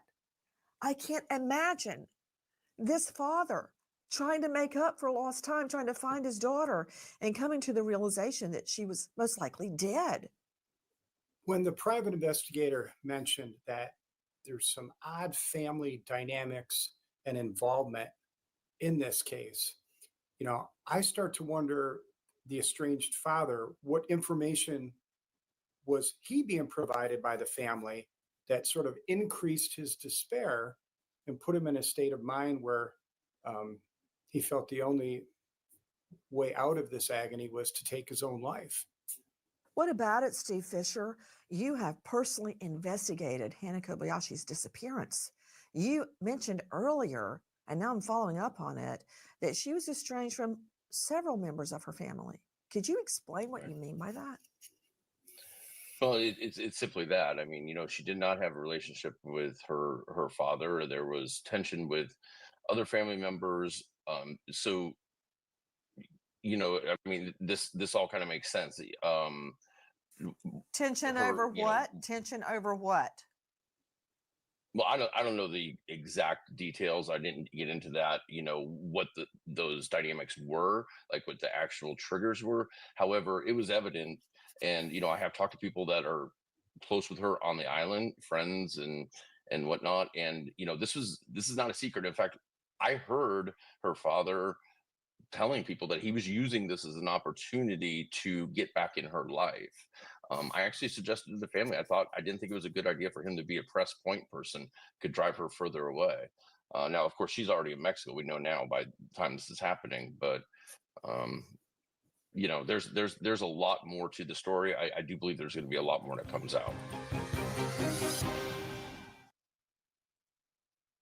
Plans to release the surveillance video footage showing Hana Kobayashi crossing the U.S.-Mexico border due to privacy concerns. The public information officer for the LAPD says they will not release the tape because Kobayashi is a private citizen and has not committed a crime. LAPD Chief Jim McConnell says Kobayashi has, quote, a right to her privacy. Joining us, an all-star panel to make sense of what we are hearing now, and we're hearing an earful. I'm just trying to determine why Hana Kobayashi would leave her family in the lurch, let them think she was either dead or missing or being held captive, and choose to head to Mexico with nothing but her suitcase. To Steve Fisher, missing persons private investigator at searchinvestigations.org, have you seen the Tijuana video, or have you seen the video of her leaving San Ysidro and heading across the tunnel? I've not seen that footage. No, I'm only aware of her getting on the Greyhound at Union Station. Okay, and if she had gotten off somewhere between here and there would be video of that at a bus station.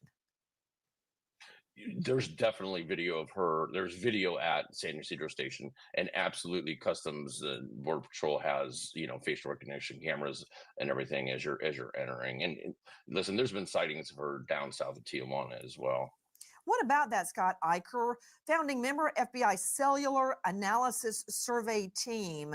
Tell me about the face recognition that is used at the border. And I know you have to show your passport when you enter our country, but when you are leaving, you also have to show it. Agreed. And that's part of the, the border security that we do have. And it's important to be able to identify the people coming in and out. Sounds like pretty good information that she actually went into Mexico. And, if she's by herself, then she's by herself. When we start taking all this together, it sure does sound like we were kind of led in the wrong direction. Man, you're not kidding. With a ring through our noses. Steve Fisher, you keep alluding to more is going to come out. Well, how about right now? Can it come out right now? What are you talking about? No, I mean there is more to the story. It's not something. It's not for me to discuss because I don't have 100% proof of it. So I wouldn't want to put something out there and it'd be wrong. But listen, I'm confident there's more will come out. Okay, that's not really helping me, but I know. let me I'll give you a few moments to think about what you're saying. To a high-profile lawyer joining us out of Palm Beach, Gregory Morse, author of The Untested on Amazon. Gregory, can I talk to you about potential criminal charges? Because as of right now, I don't see any. Now, we have been comparing this to, for instance, the disappearance of supermom Sherry Papini, who disappeared. Her husband didn't realize she was gone until the children were not home, after school when he got home. Her cell phone was found on the side of the road as if it had been yanked from her. Turns out she just took a powder and was shacked up with her ex-boyfriend. She went so far as to beat herself, starve herself, and even brand herself with a hot curling iron to make it look as if she had been kidnapped. She blamed it on Hispanic women. Okay. She lied to police, right? That makes her different from Hannah Kobayashi. Then we've got the so-called runaway bride, Jennifer Wilbanks. That's a Georgia case. In that case, it was the night before a big society wedding, and she gets kidnapped. She also blamed some Hispanic men in that case and claimed she had been abducted. She lied about it. The last time I had eyes on her, she was cutting grass as part of community service. All right. Then we've got Carly Russell, beautiful girl out of, look at her, Alabama. She fakes her disappearance and even goes so far as to claim she's trying to rescue a tot boy who was wandering along the side of a busy interstate. And then she goes missing. Well, turns out she was shacked up in a hotel ordering room service while we were desperately trying to find her. She since came clean, has apologized, has taken responsibility, is trying to make something good out of her life. But she lied. Hannah Kobayashi has not lied to anybody. She just left. I disagree with you. This needs to be changed from a missing persons report to a searching for a criminal suspect. And if Hannah Kobayashi was smart, she would call my law firm and seek counsel right away. This girl's father is dead. He killed himself knowing anything about Okinawans, which I believe her father was.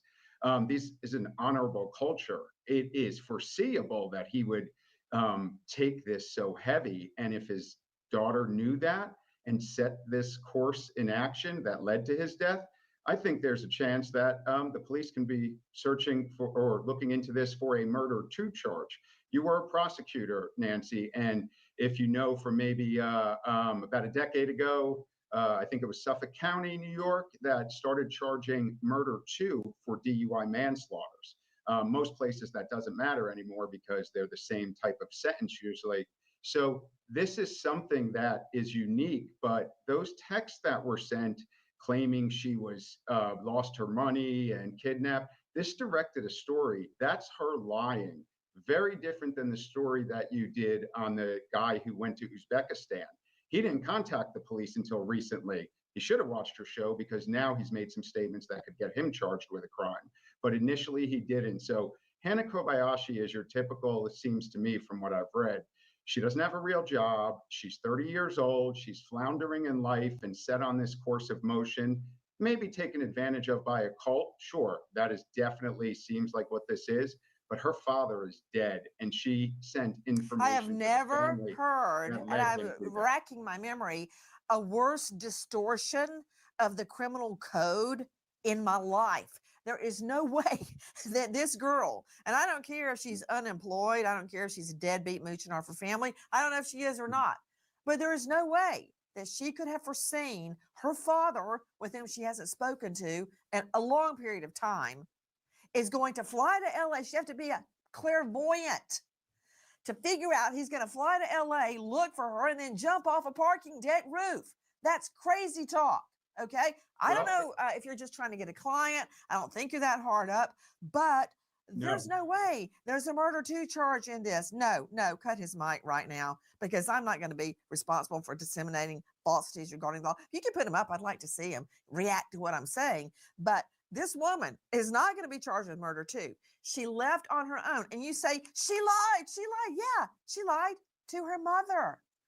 If that's a crime, I bet I could prosecute you, Greg Moore. She never lied to your mother. BS. She did not lie to police. She's no Sherry Papini. She's no Jennifer Wilbanks. She's no Borgwart. That's the man you're talking about that left his wife and family for some Uzbeki woman. And she's no Carly Russell. No, it's not going to happen.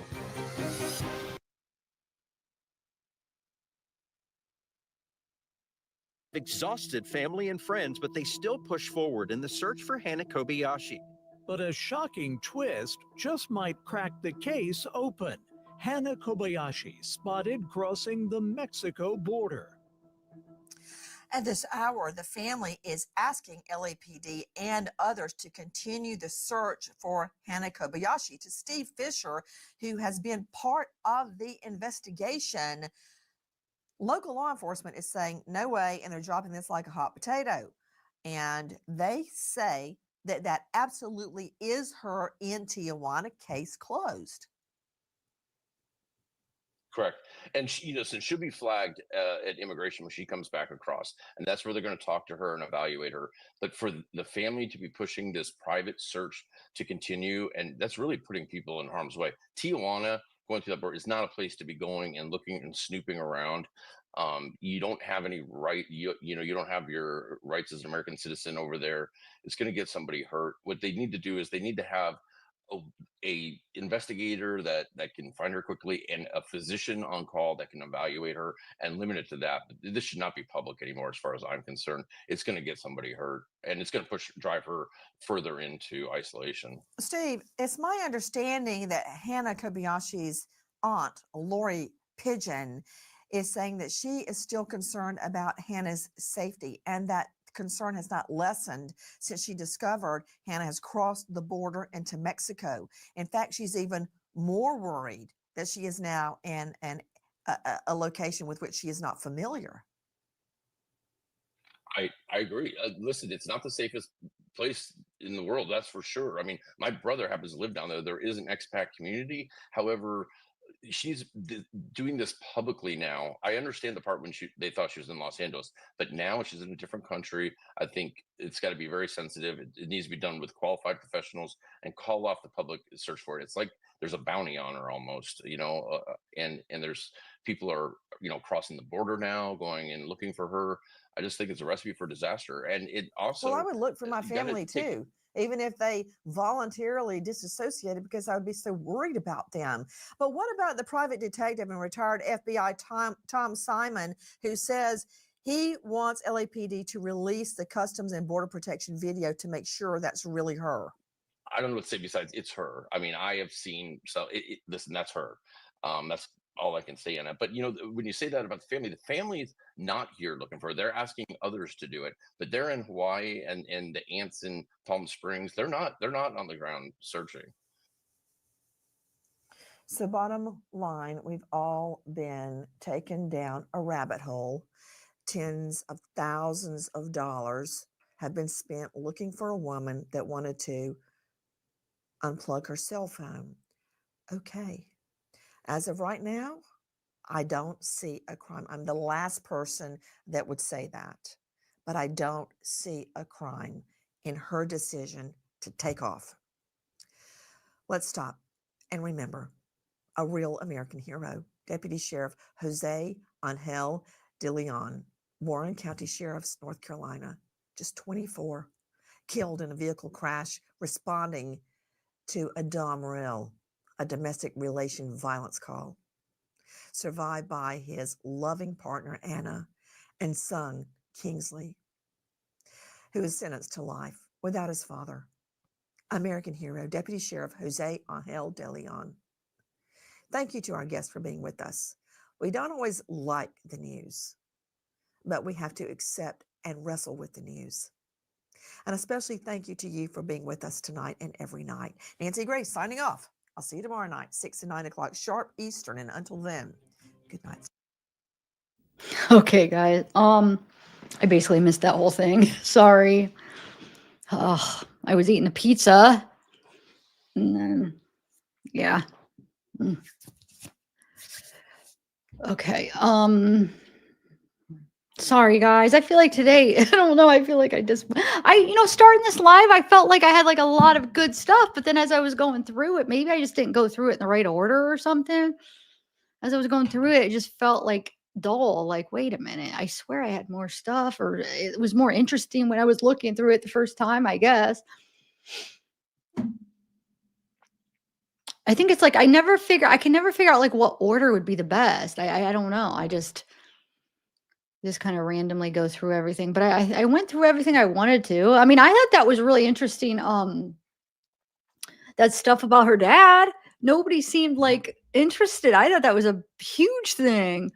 But I feel like there was like no really comment. Like, was anybody, did you guys hear that? Her dad had the domestic abuse with her mom. I thought that was like, we've been trying to figure out like the family dynamics. That's a big hint, but I don't know. I wasn't getting a really reaction or anything. I don't know. Like I said, I would have more people like having comments about it, but it's okay. Maybe it'll be a delayed reaction, but I do think that's crazy because I was almost going to give up on that. And I was like, whoa, what is this? I think they wanted him to get into substance abuse treatment, which I do think he probably did struggle with alcoholism, maybe even, I don't know about the drugs, but I'm guessing it just said substance abuse. I'm guessing alcoholism because of his DUIs and stuff. His DUI and then when he was a passenger, I think it sounds like he maybe had an open container or something, or he was drunk when he's a passenger, which I'm thinking open container because I don't think it's illegal to be drunk as a passenger. So I know you're not allowed to have, an open container in the car. So I'm guessing maybe he had an open container. I don't know. But anyway, I got to get going because we're going to do the Dylan Rounds case. I don't know that I feel like I'm still like, I didn't get to refresh as much as I wanted to on the Dylan Rounds. I mean, I know enough about it because I was so into it a couple of years ago, but I wanted to go through my old videos and I never made it. But I do know the basics. Well, I know more than the basics, but I wanted to go through everything again. But yeah, just to remind me there's like so many little details, but I mean, I guess we don't need to know all the drama and stuff. We just need to know about the case, but I just wanted to go through it all. So then I could tell you guys all about like everything.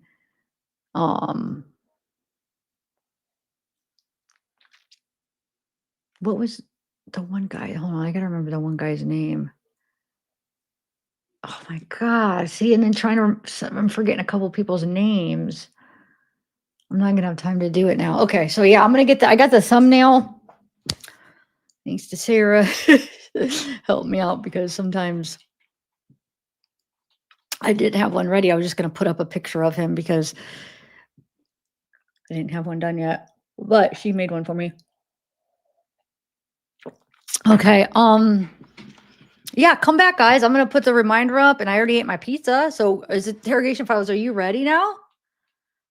Oh, thanks, Real Plant Diaries.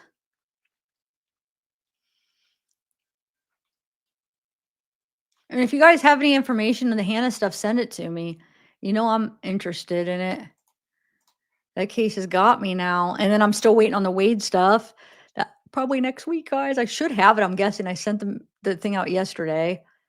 So today is Friday. Oh, they'll probably won't get it till maybe Monday or Tuesday. So maybe I'll have it at the end of the week. Ooh, I'm excited to see that. I'm more excited about these files than I was the original because it's going to be right at the trial. Anyway, Darksea, it's so good to see you. I was trying to think of the guy, Chase. I just remembered Chase Venstra. That's who I was trying to think of. The guy that was all bloody. But some of the specifics like that I wanted to refresh. Like I know a lot, but like for example, I wanted to get down to like what date did he pick him up? Like I can't remember. I wanted to know all those little details of what date was it that he picked Chase Ventura up. I can't remember if it was the day before or if it was like a couple days before. Remember he was all bloody and he picked him up for a ride. Like just like little details like that. I wanted to remember. I wanted to like refresh on all that stuff, and I didn't have time to do it. Like the stuff that you're not going to see on the news necessarily. It was like us, like deep divers that were getting into all that stuff. I wanted to refamiliarize myself with all that stuff. That's all. No Chase. No, I know James Brenner, Chase Venstra.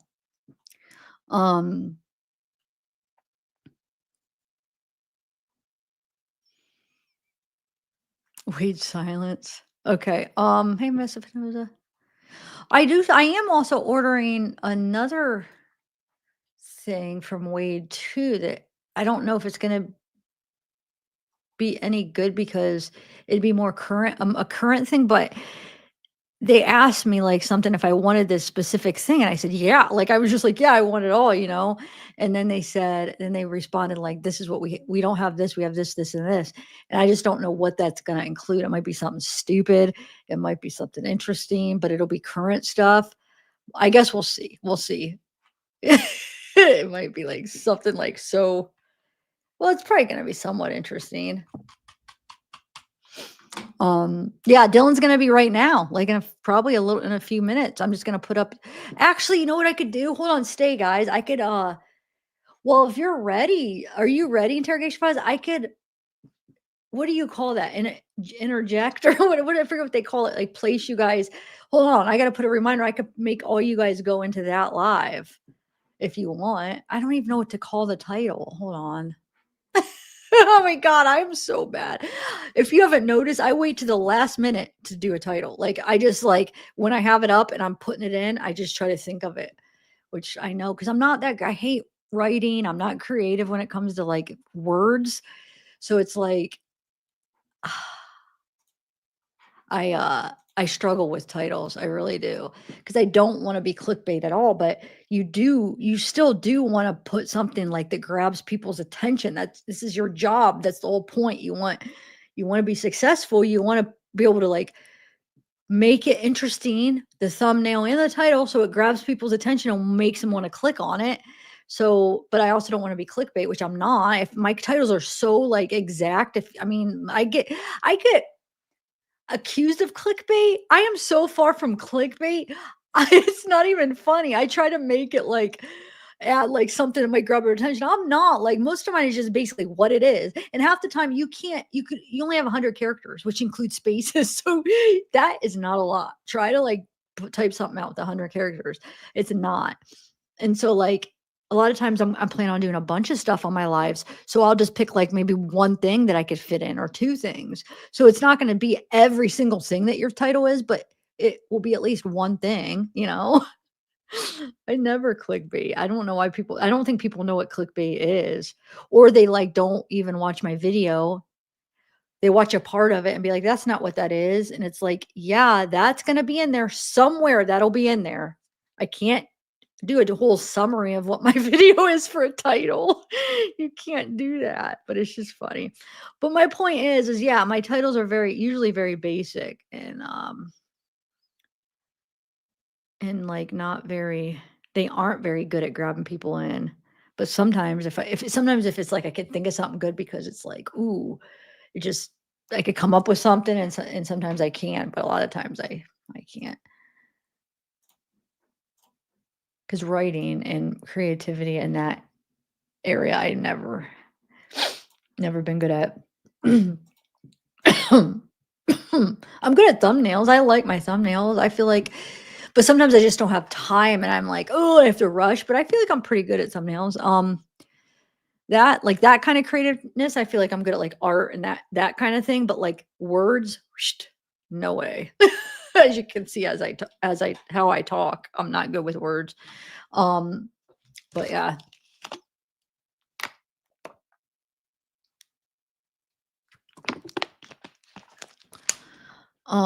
Just don't do the facial. What do you mean crazy facial expressions? Me? Massive Venosa? Oh, you mean for the thumbnails? Is that what you mean? Where people's like, I think back in the day that probably worked, but now it's so overdone that people know that it's not like, oh my God, like it's not making people like, ooh, what's going on there? It's obviously people were just doing, you know what I'm saying? It's a pose, but I feel like it probably originally did get people's attention, but yeah, people, and now it's too, we're all desensitized to that where we know it doesn't mean crap. I don't even usually put my face in the picture. I never have. Once in a great while I will. But most of the time, 9 times out of 10, I don't. Yeah.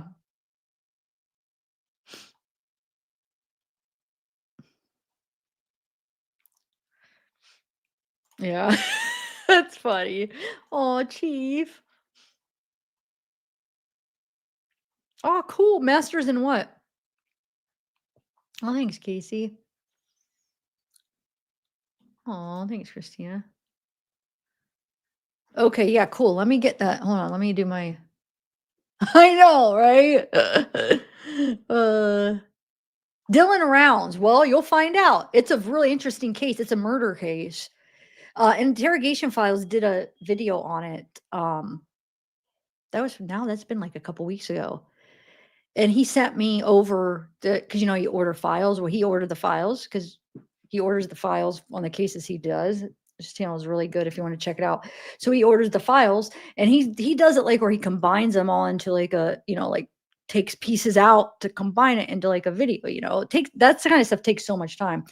Anyway, he sent me over the files. So I was going to maybe deep dive that too and share some of the files. What is that? Is that paint? Oh no, that's a part of the, oh no, that's a part. Oh my God, I'm over here scratching off my parts. It's supposed to be on there. I thought it was like toothpaste or paint, but it's actually supposed to be on there. It's like, it is paint, but it's, anyway, so he sent them to me. And so yeah, for this, we're going to collab and we'll probably just like play a little bit of it and talk about the case. But then my plans are to slowly like share some of the files and kind of deep dive the case. I mean, it will be many videos, but yeah. Okay, so hold on a second. Let me do this. Let's go to StreamYard real quick. Oh, I am in StreamYard though. Well, I'll have to go separate. That's right. Okay, so live stream. I have to create it real quick. Okay. Help me out, guys. What can I make the title be? It's going to be Dylan Rounds. He was a farmer that ended up getting murdered by his, I don't even know. I wouldn't call him a friend. I don't know. Got murdered by somebody, shot. What help me out with the title, please. Dylan Rounds. Yeah, I hate this. I wish I could hire somebody to write my titles though. I'm joking, but I want to put collab or wait.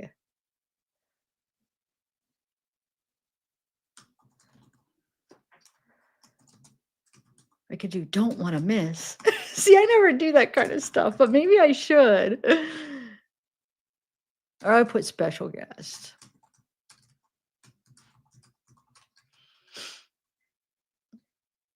I could put like the start of a deep dive. I don't know, because this will be the start of me deep diving it.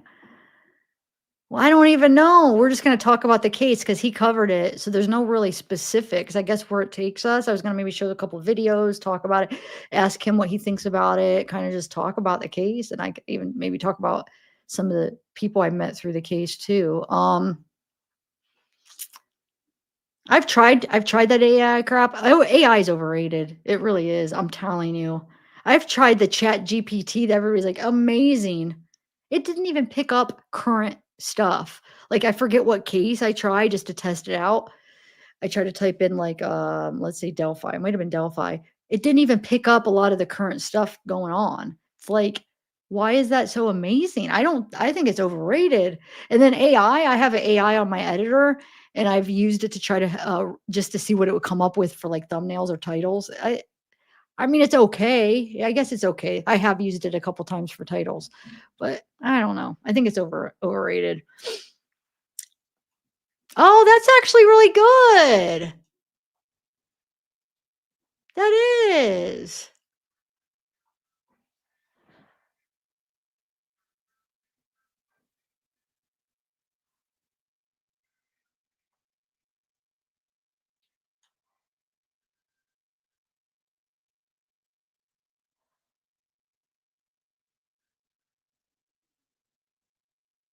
I kind of like that.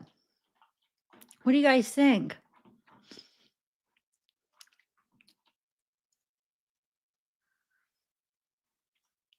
Mm. Yeah. Um. Oh my God, my throat. Okay, so wait, what was it? Dylan Round revisited with interrogation files. That I like that actually. What do you think? Interrogation files. Okay, I can really talk. Revisited. Quick and to the point. I'll put with special guest interrogation files. Got to make a special guest. Okay, hold on.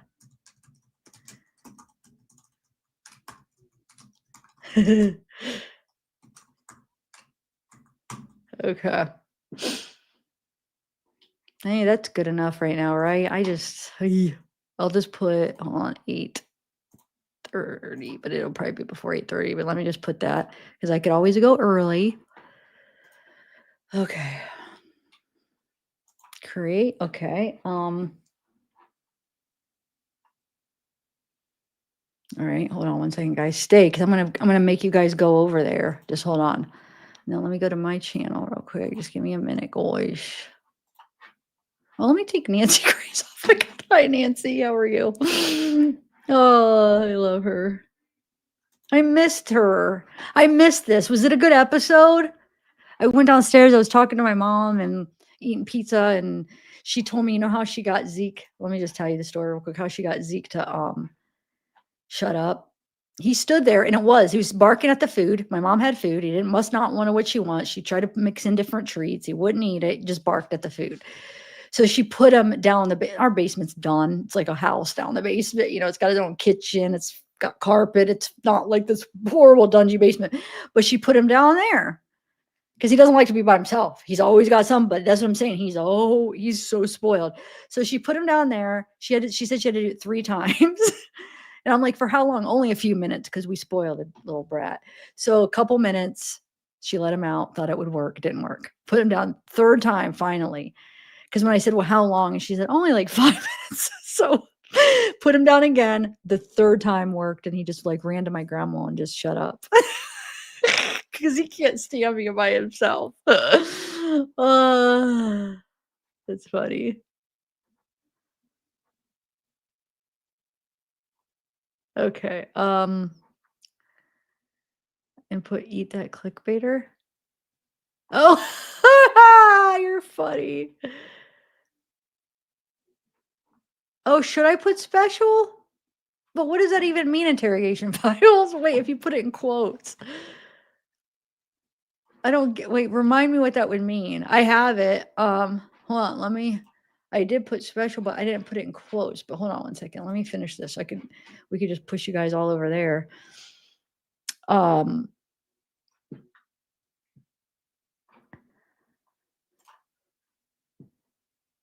It's not, what the? It's not letting me go to my studio. Hold on, guys. That's weird. It's not giving me an option to go to my studio and my.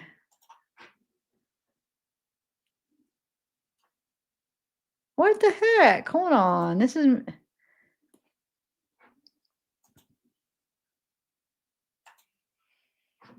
That's making me mad. Did they update YouTube without a studio option? It wasn't like that earlier. I don't like that. Sucks. Oh, I screwed up. There we go. Never mind. Okay. Hold on, guys. I gotta do the option where I let you guys go over there. Just give me 1 minute. I always forget where it's at, and sometimes they move stuff around too. Okay, so hold on. Redirect.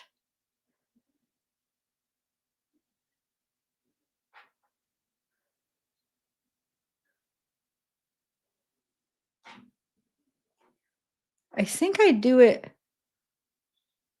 the opposite way. I think I go to redirect on the other one, right? So I go to this and then redirect. Okay, hold on.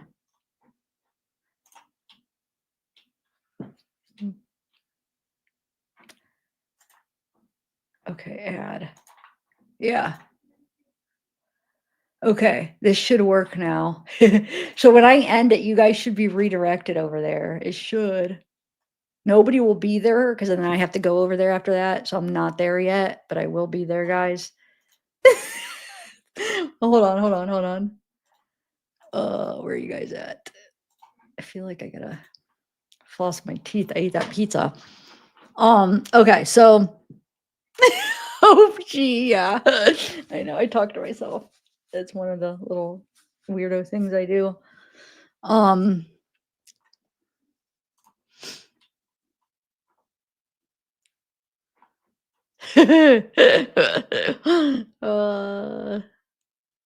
Excuse me.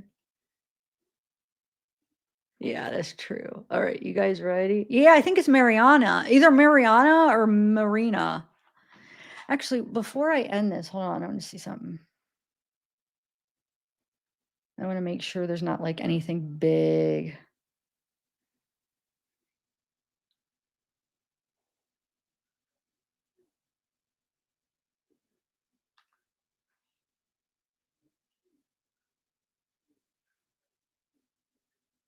So everybody's telling what's her name to reach out to Miss Jess. Or no, to reach out to Steve. Miss Jess is one of the main people. She keeps telling, what's her name? Larie. I give up with the name. I really don't know why I can't say that. All right. Okay. All right, guys, I'm going to redirect you. You ready? Wait, what's that? Oh, I didn't even think about that to go over to his brother. See? I'm going to do that. Well, hopefully you guys will, well, you will for a minute, at least. All right, I'm going to end it, okay? I'll see you guys over there. Bye.